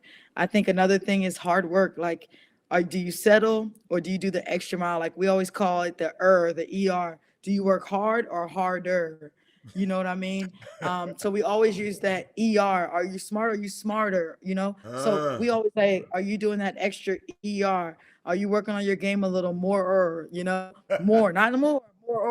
So that's what we always talk about is that extra and are you doing that? And just in life, just are you doing more or are you just settling for what you got? There's no ceiling for me. There's never an ending. And I'm always like, I always focus. Everybody said, when you leaving, you're gonna be a head coach again. Like I'm working in the moment. I'm laser focusing on being the best assistant coach I can be. And then everything else will fall into place. And that's what I've always been like. Now, going into, of course, this time, and a lot of stuff has happened in the past year. You mentioned the Final Four. You was with Michigan and in San Antonio when all of this, blossomed into the opportunity for where you are sitting right now at SMU. Take us back during that Final Four, because you were there. You were on the front line, so to speak. Meaning Michigan was one of the top seeds. Well, the weight room situation. How did that morph? We know on this side of the fence when it got public, but because I know a lot of things before it make its way to the public airwaves, there's an atmosphere or conversation being held internally. Take us back to those internal comments. What was going on, and how did this weight room thing? Who noticed it? Because some teams probably went through it and paid no mind. Where did it spark? So what happened was, what happens is they had us when you first get to the San Antonio, you had to quarantine. You take a COVID test, and you had to quarantine for 48 hours, so 2 days, right? After you did that, they basically had a bubble where you could not even leave the hotel. We didn't eat together. They dropped your breakfast at the door, so you had a bag breakfast, and it would be at the door or on your floor. You couldn't leave your floor, so each team had their own floor.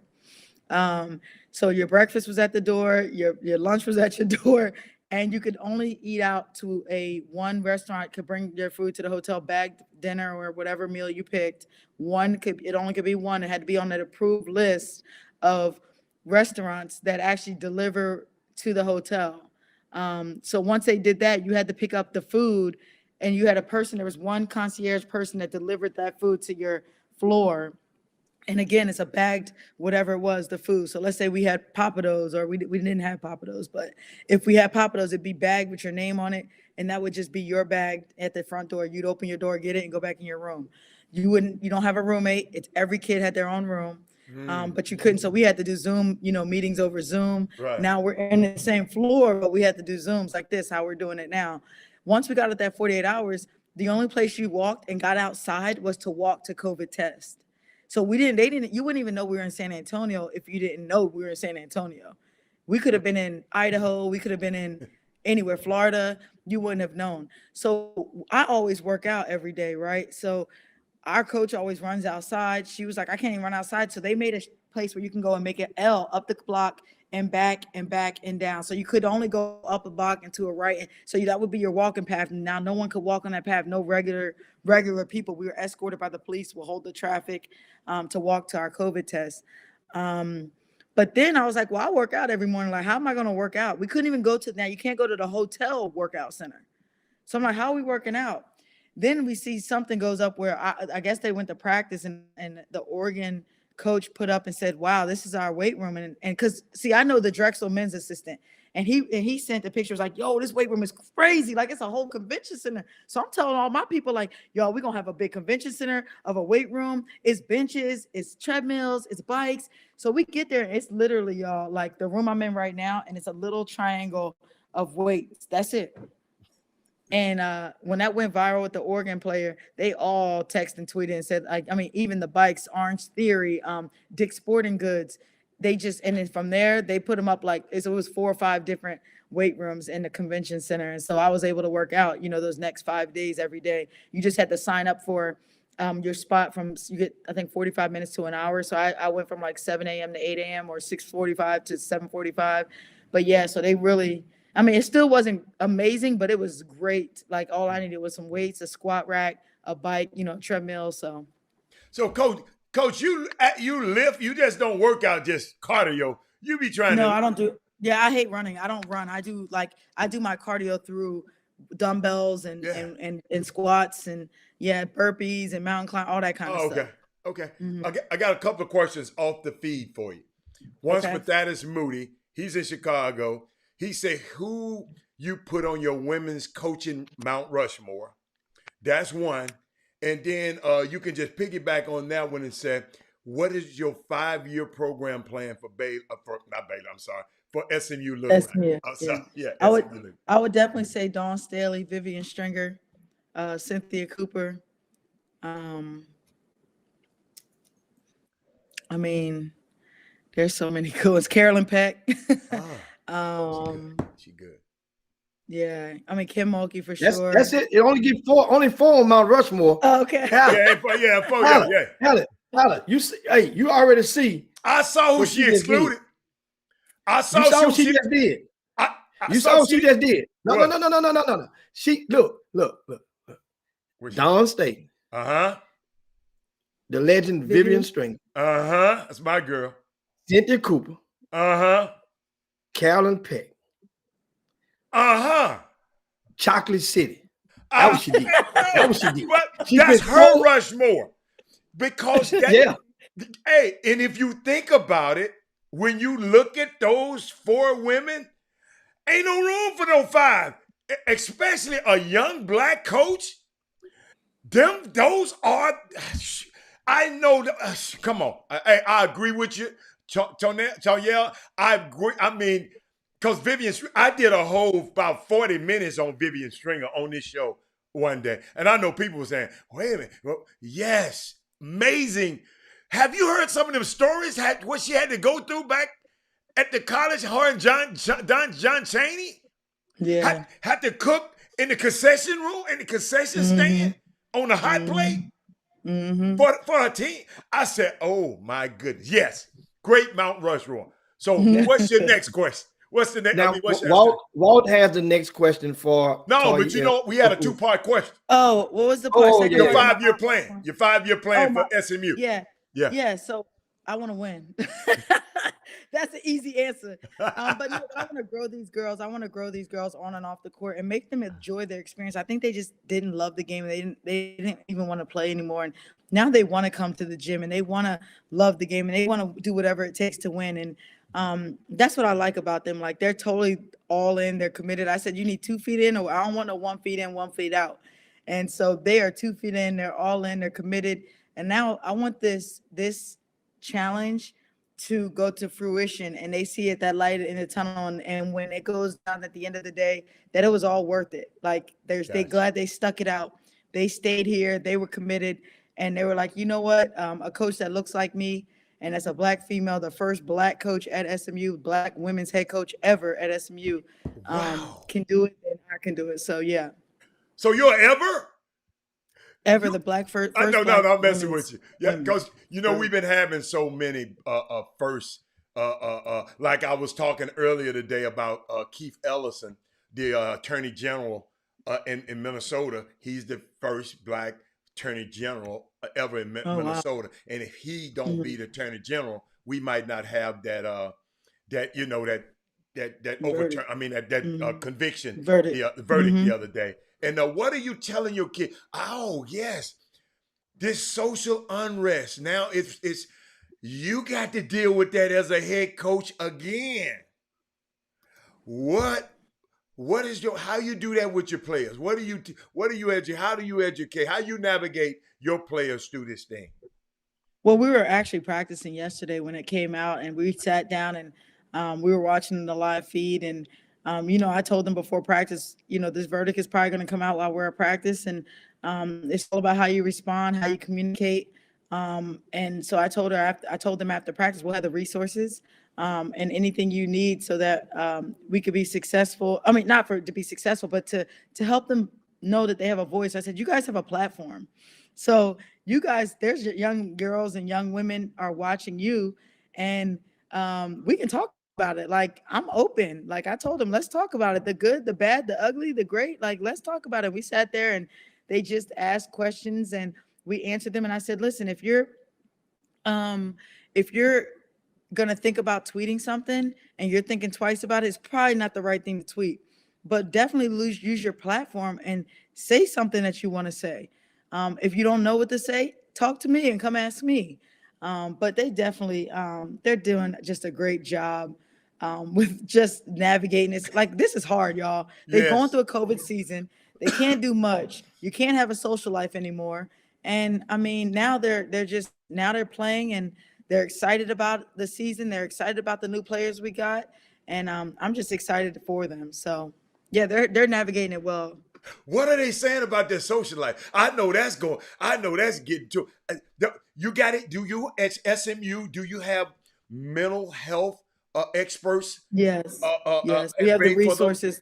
Yeah, okay. That resources to talk. And that's what I told them. I said, we're talking as a team, but if anybody wants to come and talk as an individual, please, let's do it, because we have the resources and we already plan. To be honest with you, I talked to our diversity and inclusion person, Dr. Maria Dixon, who's also a Black woman, and we already had a plan. We talked about it last week, so I'm proactive. You know what I mean? I don't like if you're not ready, you always got to stay ready, because if you're not ready, you're late. So yeah, so we already had an action plan.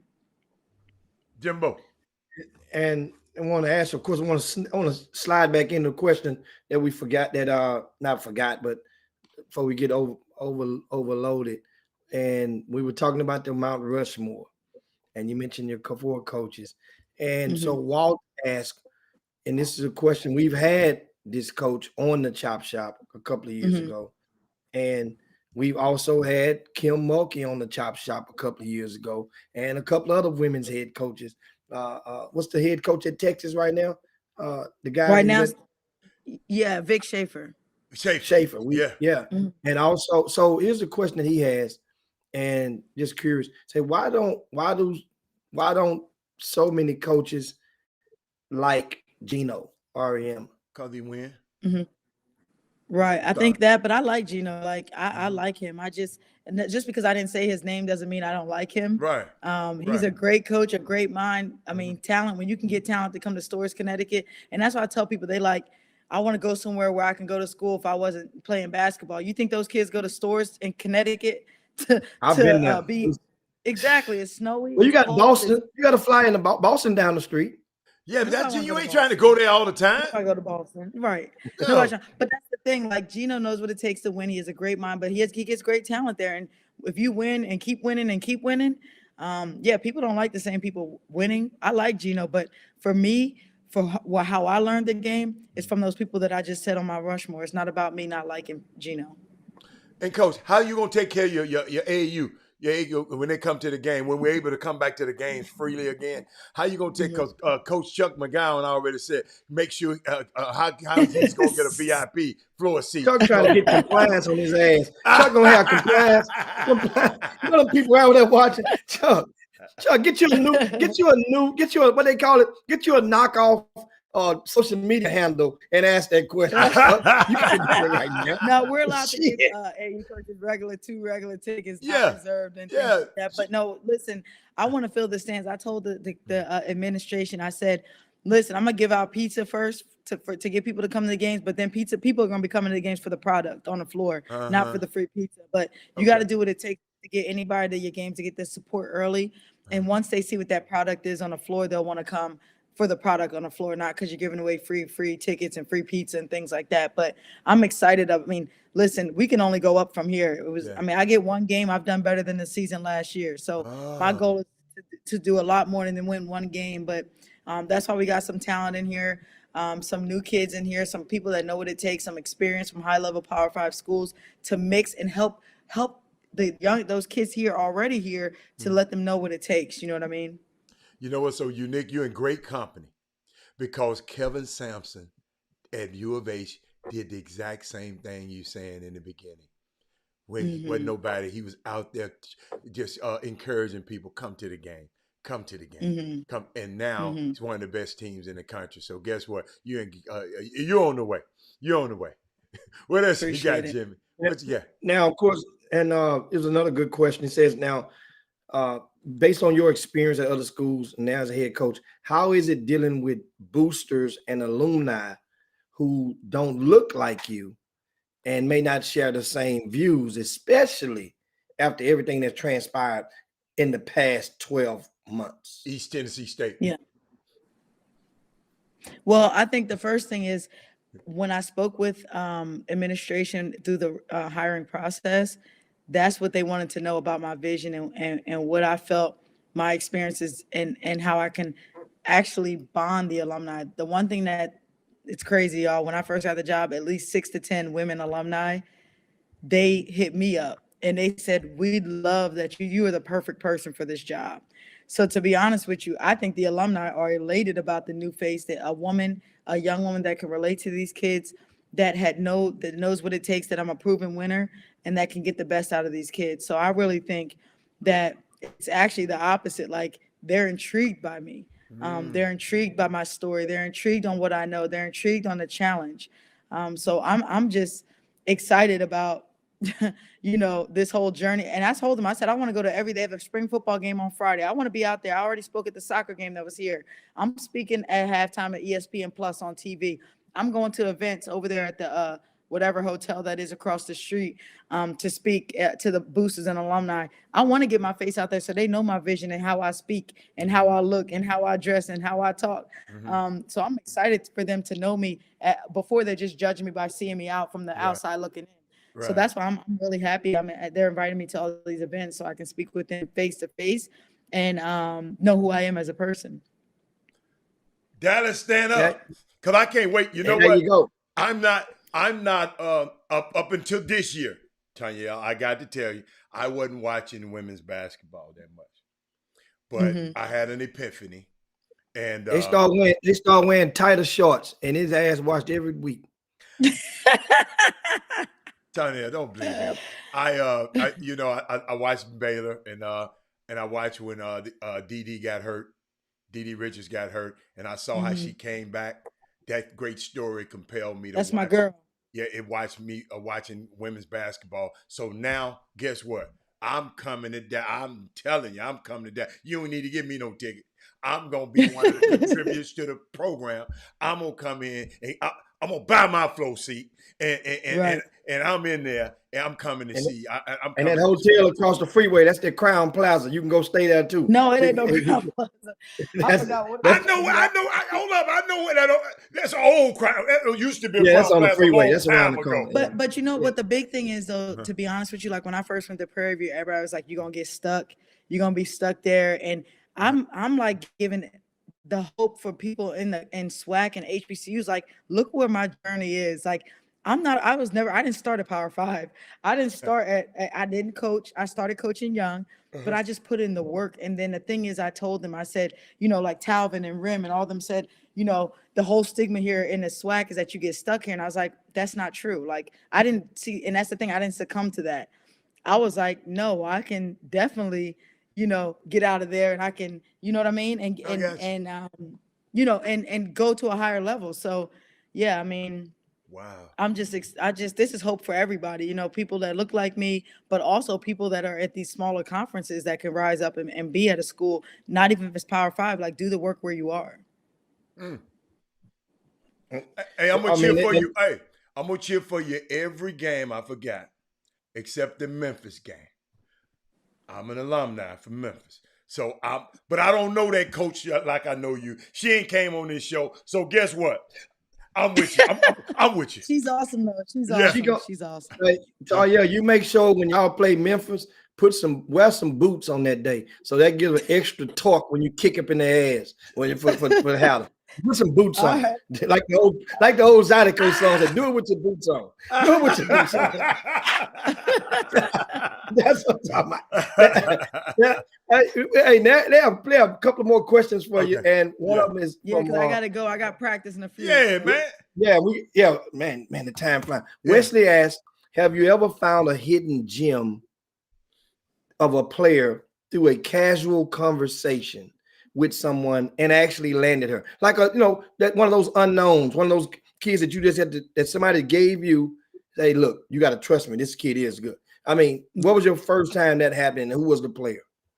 I think the big thing is that when you're looking at it at a game, a lot of people can pick out the top person.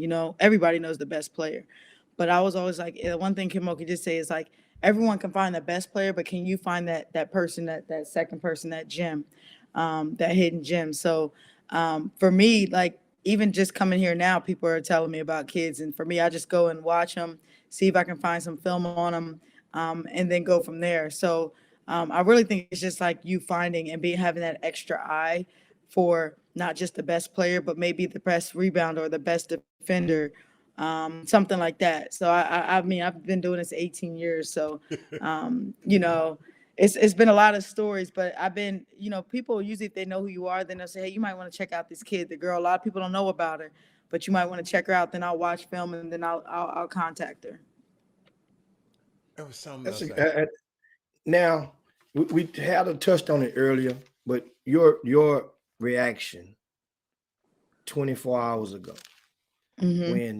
when this came on your TV screen, what was give us your initial reaction?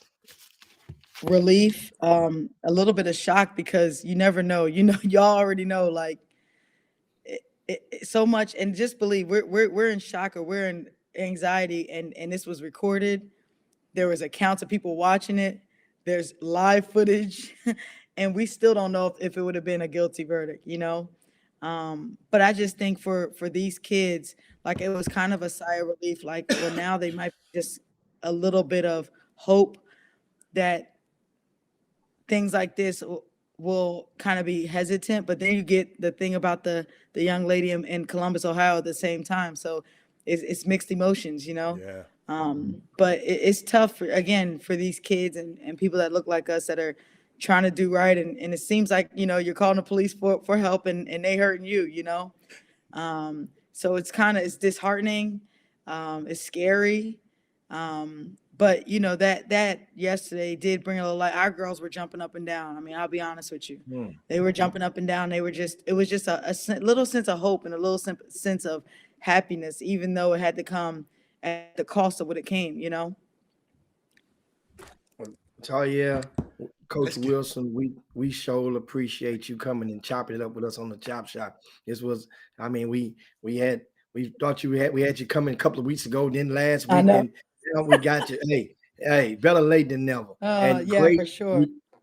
And I read you a comment from one of the viewers who actually lives in Dallas, and he's a coach up there at one of the private schools.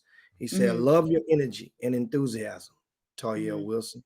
Keep it up and get it done on the hilltop. Let me know if you need something. I am literally right around the corner from SMU." Okay. And this is Coach Corey Henderson. Thank you, Coach. Appreciate it. So that's I thank you, Jim and Rob. Y'all, listen, you guys brought me on here, and all the people that watched and support me. I appreciate it from the behind the scenes. And listen, Jim, anything you need, you know, you have my cell number. Anything you need me on again or anything, let me know. I got it. Somebody just texted me about a game for you. So guess what? Yeah. That's a good way to get them wins. Play them HBCUs. That's what Baylor men's did. I know what you're doing. Oh my goodness, that's crazy. That's great. Thanks so much, man. Pony up. Okay, pony up. Okay, there we go, man. Hey, great spirited conversation right there. Head coach Tayel Wilson, and you can see. Guess what? With girls basketball. Yeah. And understand. Yes. She mentioned earlier, I like what she said. I like the part she explained it when one of you guys posed the question about building that program, what she have coming back. She went and got 3 Power 5 players, one which she recruited against, scouted against twice in the Big Ten. And those are probably going to be her anchors. That means she's immediately, remember, women's basketball get to transfer without sitting out as well. People, they're recruiting that portal. Now, those freshmen that signed, and that she didn't say it, but that's what she meant. They're going to have to compete. And that's how it is with Division I basketball. They have to compete for your time. Or guess what? You'll be in that portal next year, probably. That's the name of the game right now. And speaking of the portal, which would give you guys a dose of news, as you say, whenever something happened with Lamar University, you know, we'll be on the front line. And I was on the front line of it last night, as well as Doug Jones was as well. We posted in the VIP news this morning, and that is starting point guard Kason Harrison. Don't tell me that. Don't you tell me that. Who had committed, got in the portal and committed to Louisiana Tech. Well, he has backed out of the driveway after speaking with Alvin Brooks, head coach Alvin Brooks Jr. He has decided to come back to Lamar. Hold on, Jim. Hold on. I ain't played this in a long time. Wow. And that's the early news. It's not official. But you got it from the Chop Shop. You can go and book that one. Put that one in your pocket. I was hoping. I don't know the young kid. I was hoping he did that. And he had never talked with Coach Brooks yet. Right. Remember, he had made the move. He had made the move before they even hired the head coach. I'm going in the portal. So finally, Brooks made the efforts to sit the young man down, him and his family, and talk with them and explain to them. You know, I understand loyalty. You know, I'm big on loyalty. I know you're loyal to Coach Tick Price. You know, I didn't fire Tick Price. Tick Price is a great ally. Home for you, young man. You're from Beaumont. Not only you could be, I'm going to put some people around you that's going to help you be in a situation where you can win and you can increase your stock and attract some NBA or professional eyeballs. Guess what? He has Jordan Adams coming back, remember? So now those are two. Jordan Adams coming back home. Coming back home. Yeah, okay. So Jordan Adams was a kid from Silsbee. You may remember, guys, a few years back when Silsbee went to state 3 years, 3 out of 4 years, and they had Jordan Adams leading the way. He went to Austin P, led the team in scoring as a freshman. You know, so he's going to Lamar. So that means you got two players that were greatly loved. Silsby, Beaumont. That means now Alvin Brooks will have the support indirectly and directly from the town of Silsby and the town and the city of Beaumont. Yeah. He will have their support. So that's the smart move. That means even if you ain't gotta like me yet. You're gonna get to know me, and you will like me once you get to know me. That's kind of I'm talking like what Alvin Brooks is showing with his actions. But you're gonna love my players. So that means you gotta support and put it on for your city. This is going to understand. And then the young and I think part of the sale, he's not done. I remember I was talking to Coach Brooks. And I threw him a couple of names. Remember, I don't never throw one name out. And how do you know that? Right. If I throw talking to coaches, I always give them a multiple choice question. Coach, here's A, B, C, D. You might like one of these. Man, I'm telling you, Coach Brooks, A, B, C, D. Coach, like, oh, he wouldn't be able to help me right now. Well, what about this one, Coach? Oh, no, he wouldn't be able to help me right now. I know his granddaddy. You know, if I get him, it's gonna mess up the relationship with the family because I won't be able to play him right now. This is how he's thinking. That's a great dude. So, great dude. Mind you guys, Coach Brooks ain't just trying to just help. Remember, when you flirting these kids, when you're not flirting, when you're soliciting the names of these kids out here to college coaches, it's either two things or three. Are you trying to get the coach to help you and the kid? Are you trying to help that coach and his program? Does that kid have that type of capability? Or is it a blend of both? You see? So most people nowadays that has a high school player is trying to get the college, the Division I school, to help them out right now. Help. Man, it's cool. I know he can play for you, man. You ought to give him a look, man. You ought to check him out, man. Hey, man, everybody's sleeping on him. And guess what? That very well may be true for a lot of young men out there and young women. But you're going against the portal, or you not understand that the number header is over 1,400 on the men's side right now. Over 1,400. And guess what? We have the list on the front of the website on RCS Sports, and I realized this morning one name we forgot to put on there that I got to go and add. Let's see if it's on there in just a minute. I ain't done this in a while for you guys. Let me see. Let's give me a second. I'm looking on there right now. Now, do you think? Because I want to just talk about Alex, Jimmy, right quick while you're doing that. Coach Leah and Alex. Coach Leah, the Institute for Academic Leadership and Academic Excellence, Alex, www.aalax.net, through her optimal performance strategies for youth programming, arts entities, private, charter, and public schools, and school districts and high schools. She offers career counseling, man. Unbelievable service for them.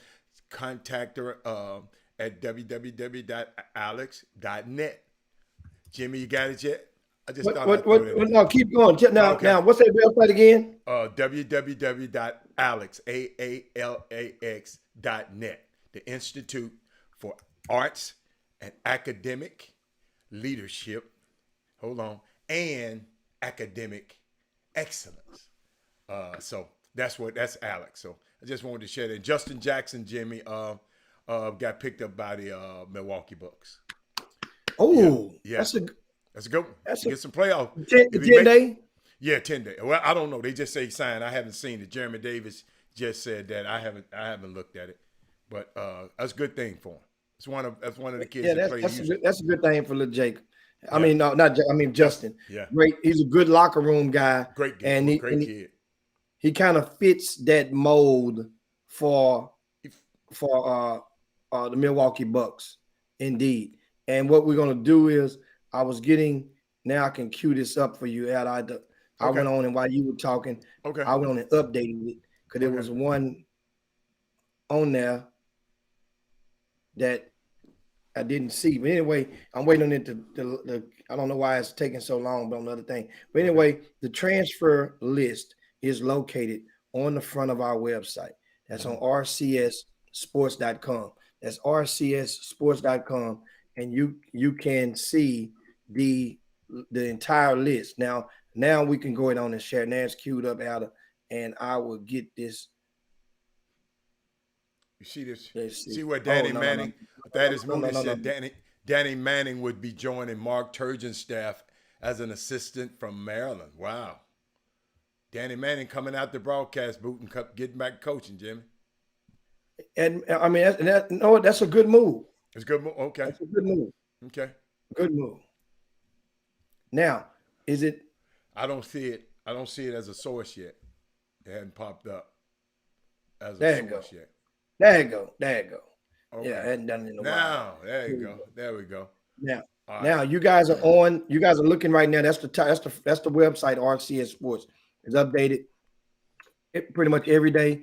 Don't forget, we got new rankings that have dropped for the seniors on yesterday. We're getting, and now you go down. This is the VIP news right here. This VIP news is what updated every morning. You see the date change right here on the side. Now, those are different topics that you can see that's inside of there. Side Lakes High School has named a new head coach. You get that info on the inside. We talk about the college transfer. We gave you that nugget a while ago, and that was Kason Harrison. And also, we got we go down a little bit more. You see, this is the recap from the Pearland Texas Classic. Jeffrey Day put that together. Great article about some of the top players. Now, here you are every day. The college transfers from Greater Houston. This is what you get on that website. You need to lock it in. Save the RCS Sports as one of your favorites. These are in alphabetical order. The bold ones are players who are, and it shows on the far right column their new destination where they are attending. Now, this, and as you see, of course, Kason Harrison, who was Louisiana Tech, is nothing there right now.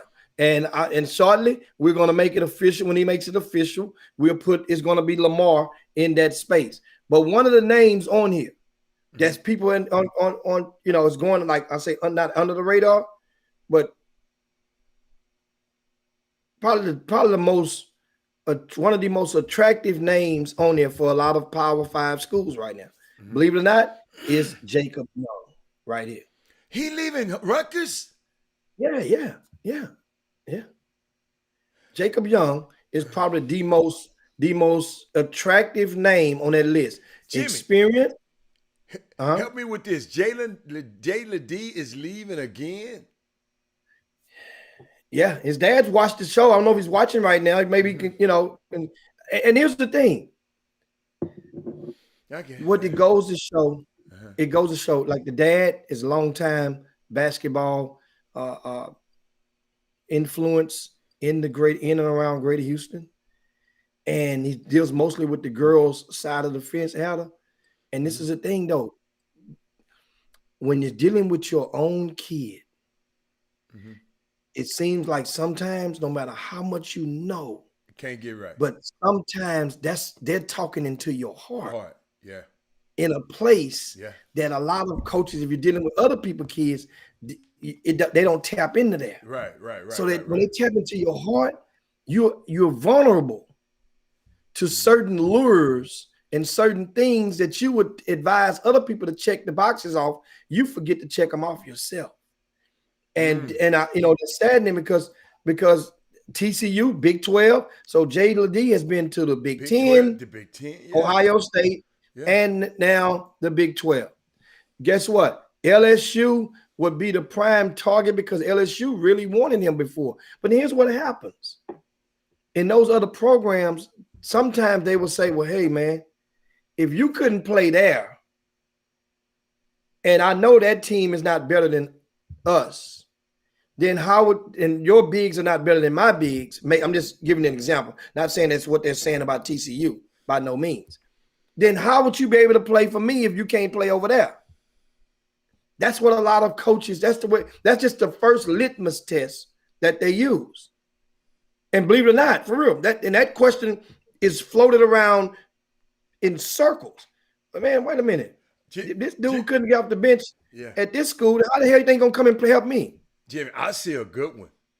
And we hadn't really talked about it. We mentioned it, but Nate Lacewell is a good get for Texas State. Mm-hmm. Nate can flat out play, Jimmy. And guess what? Mm-hmm. And guess what? T.J. Johnson wanted Nate Lacewell in the beginning, but remember he wanted him last year, and however, going over to California was an opportunity. He played a little bit this year. He played. Yes, he played. San Jose so State, Coach Pre said he was going. I asked him, man, are you going to play this dude, or are you just getting him just to get him? No, he's going to play for me. I'm going to play him, and he played him. There's some kids that want to get closer to home. Remember now, California went through a lot of stuff this past year, guys. If you were a freshman in college, think about it. And you had to go across the country to California, and they on lockdown. No sports can play for most of the season. Think about it. The basketball, I mean, so it's just a whole different climate. You're like, man, and you seeing what's happening in Texas, you've made up your mind already. I got to get my ass back to Texas. It's wide open down there.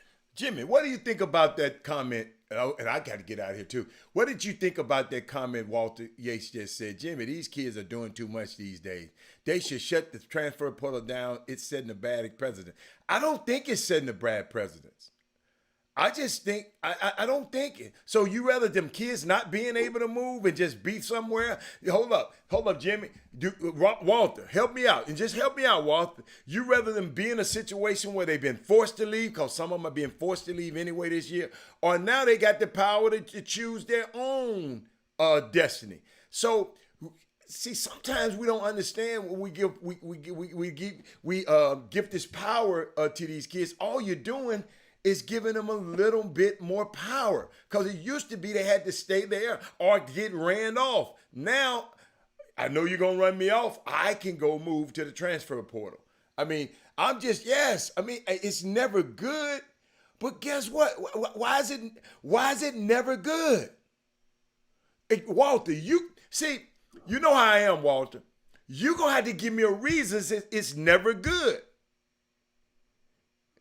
It's never good. These kids are transferring for a reason, Walt. For whatever the reason it is. Like it's a mom. I think Ashley says some of the coaches running some of these kids off anyway, Walter. Not one time in your comment have you said that. But Jimmy, what do you think about the comment? That's all. Before we get out of here. I mean, understand the transfer portal was designed to protect the players. Mm-hmm.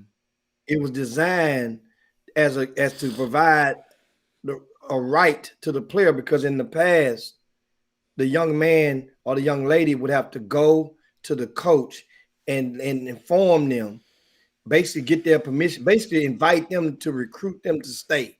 Mm-hmm. And sometimes that coach can basically hold you hostage and don't have to comply. Or they can restrict and dictate who you can get who can call, what schools can call you and whatnot. Well, this was done to protect the player. Yeah. So from that aspect, then they came and they said, well, we'll let everybody give blanket waivers of transfers for the most part. Some conferences, unless they're in conference, some conferences don't allow in conference. But for the most part, once again, more rights. This was done because the name, image, likeness conversation was getting so heavy. So this is what, and I really believe the NCAA say, let's throw them a bone. That way this will feed them, so they'll forget about the name, image, likeness. And they did this. And then as they did it, the floodgates have opened each of the past 3 years since its inception. People ain't even talking about name, image, and likeness no more. You see how to think about the conversation. Great point. Last time you heard about name, image, likeness. I ain't shit when I brought it up.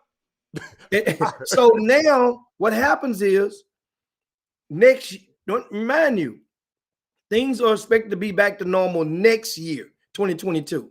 Mm-hmm. Then you remember, every kid will only get one time to transfer without penalty. So only one.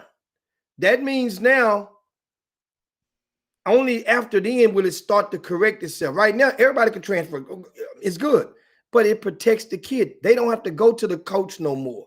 If they want to leave, all they gotta do is let the compliance or the athletic director know in writing, I want to get in the portal. They have to comply within a certain amount of hours to put your name on that list. That list is supposed to be a private list to college coaches only. Mm-hmm. It's supposed to be a private list. However, college coaches, they will give out their password to let some people go in and view that list, or they will copy and paste or screenshot it in multitudes to their constituents so that you can know who's in there. Jimmy, I gotta go, but I got the Angel. Thank you, Angel, so much, man. Thank you. Angel said it would only be good if the normal, because Walter going back and forth, of the normal transfer rate for regular students wasn't that big, which it is. Regular students transfer all the time, Jimmy. Regular students change majors and change schools all the time. Regular students. Hold on. Then he came back and said younger people in general have more movement in their lives. Changing jobs, moving to different cities. Sports is just reflecting what the rest of the world is doing, and fans don't like it. Great analogy, Angel. Great analogy, man. And understand the transfer portal. I get probably in due time, but they don't have time to let you know what the reason for each kid is transferring for. Mm-hmm. There are walk-ons in the damn portal, which is the funniest thing in the world to me. It should be only scholarship players only. It should be for the Division I ranks. It has, so some players are being ran off. They're not going to say in the portal, this is why he's leaving, he's ran off. They all bundled together. The thing is, and in the words of Brian Merritt, assistant coach over at Morgan State, they all end up where they belong. Remember that for the most part. Eventually, they all end up where they belong. And those are great parting words for you to allow to soak in. And so, but anyway, we got to get up out of here. It is that time, guys. It was a great conversation, a great day. Hopefully you shared the show. If you haven't done so, do us one solid, man. Share this show real quick to your timelines, to your friends, and to your groups.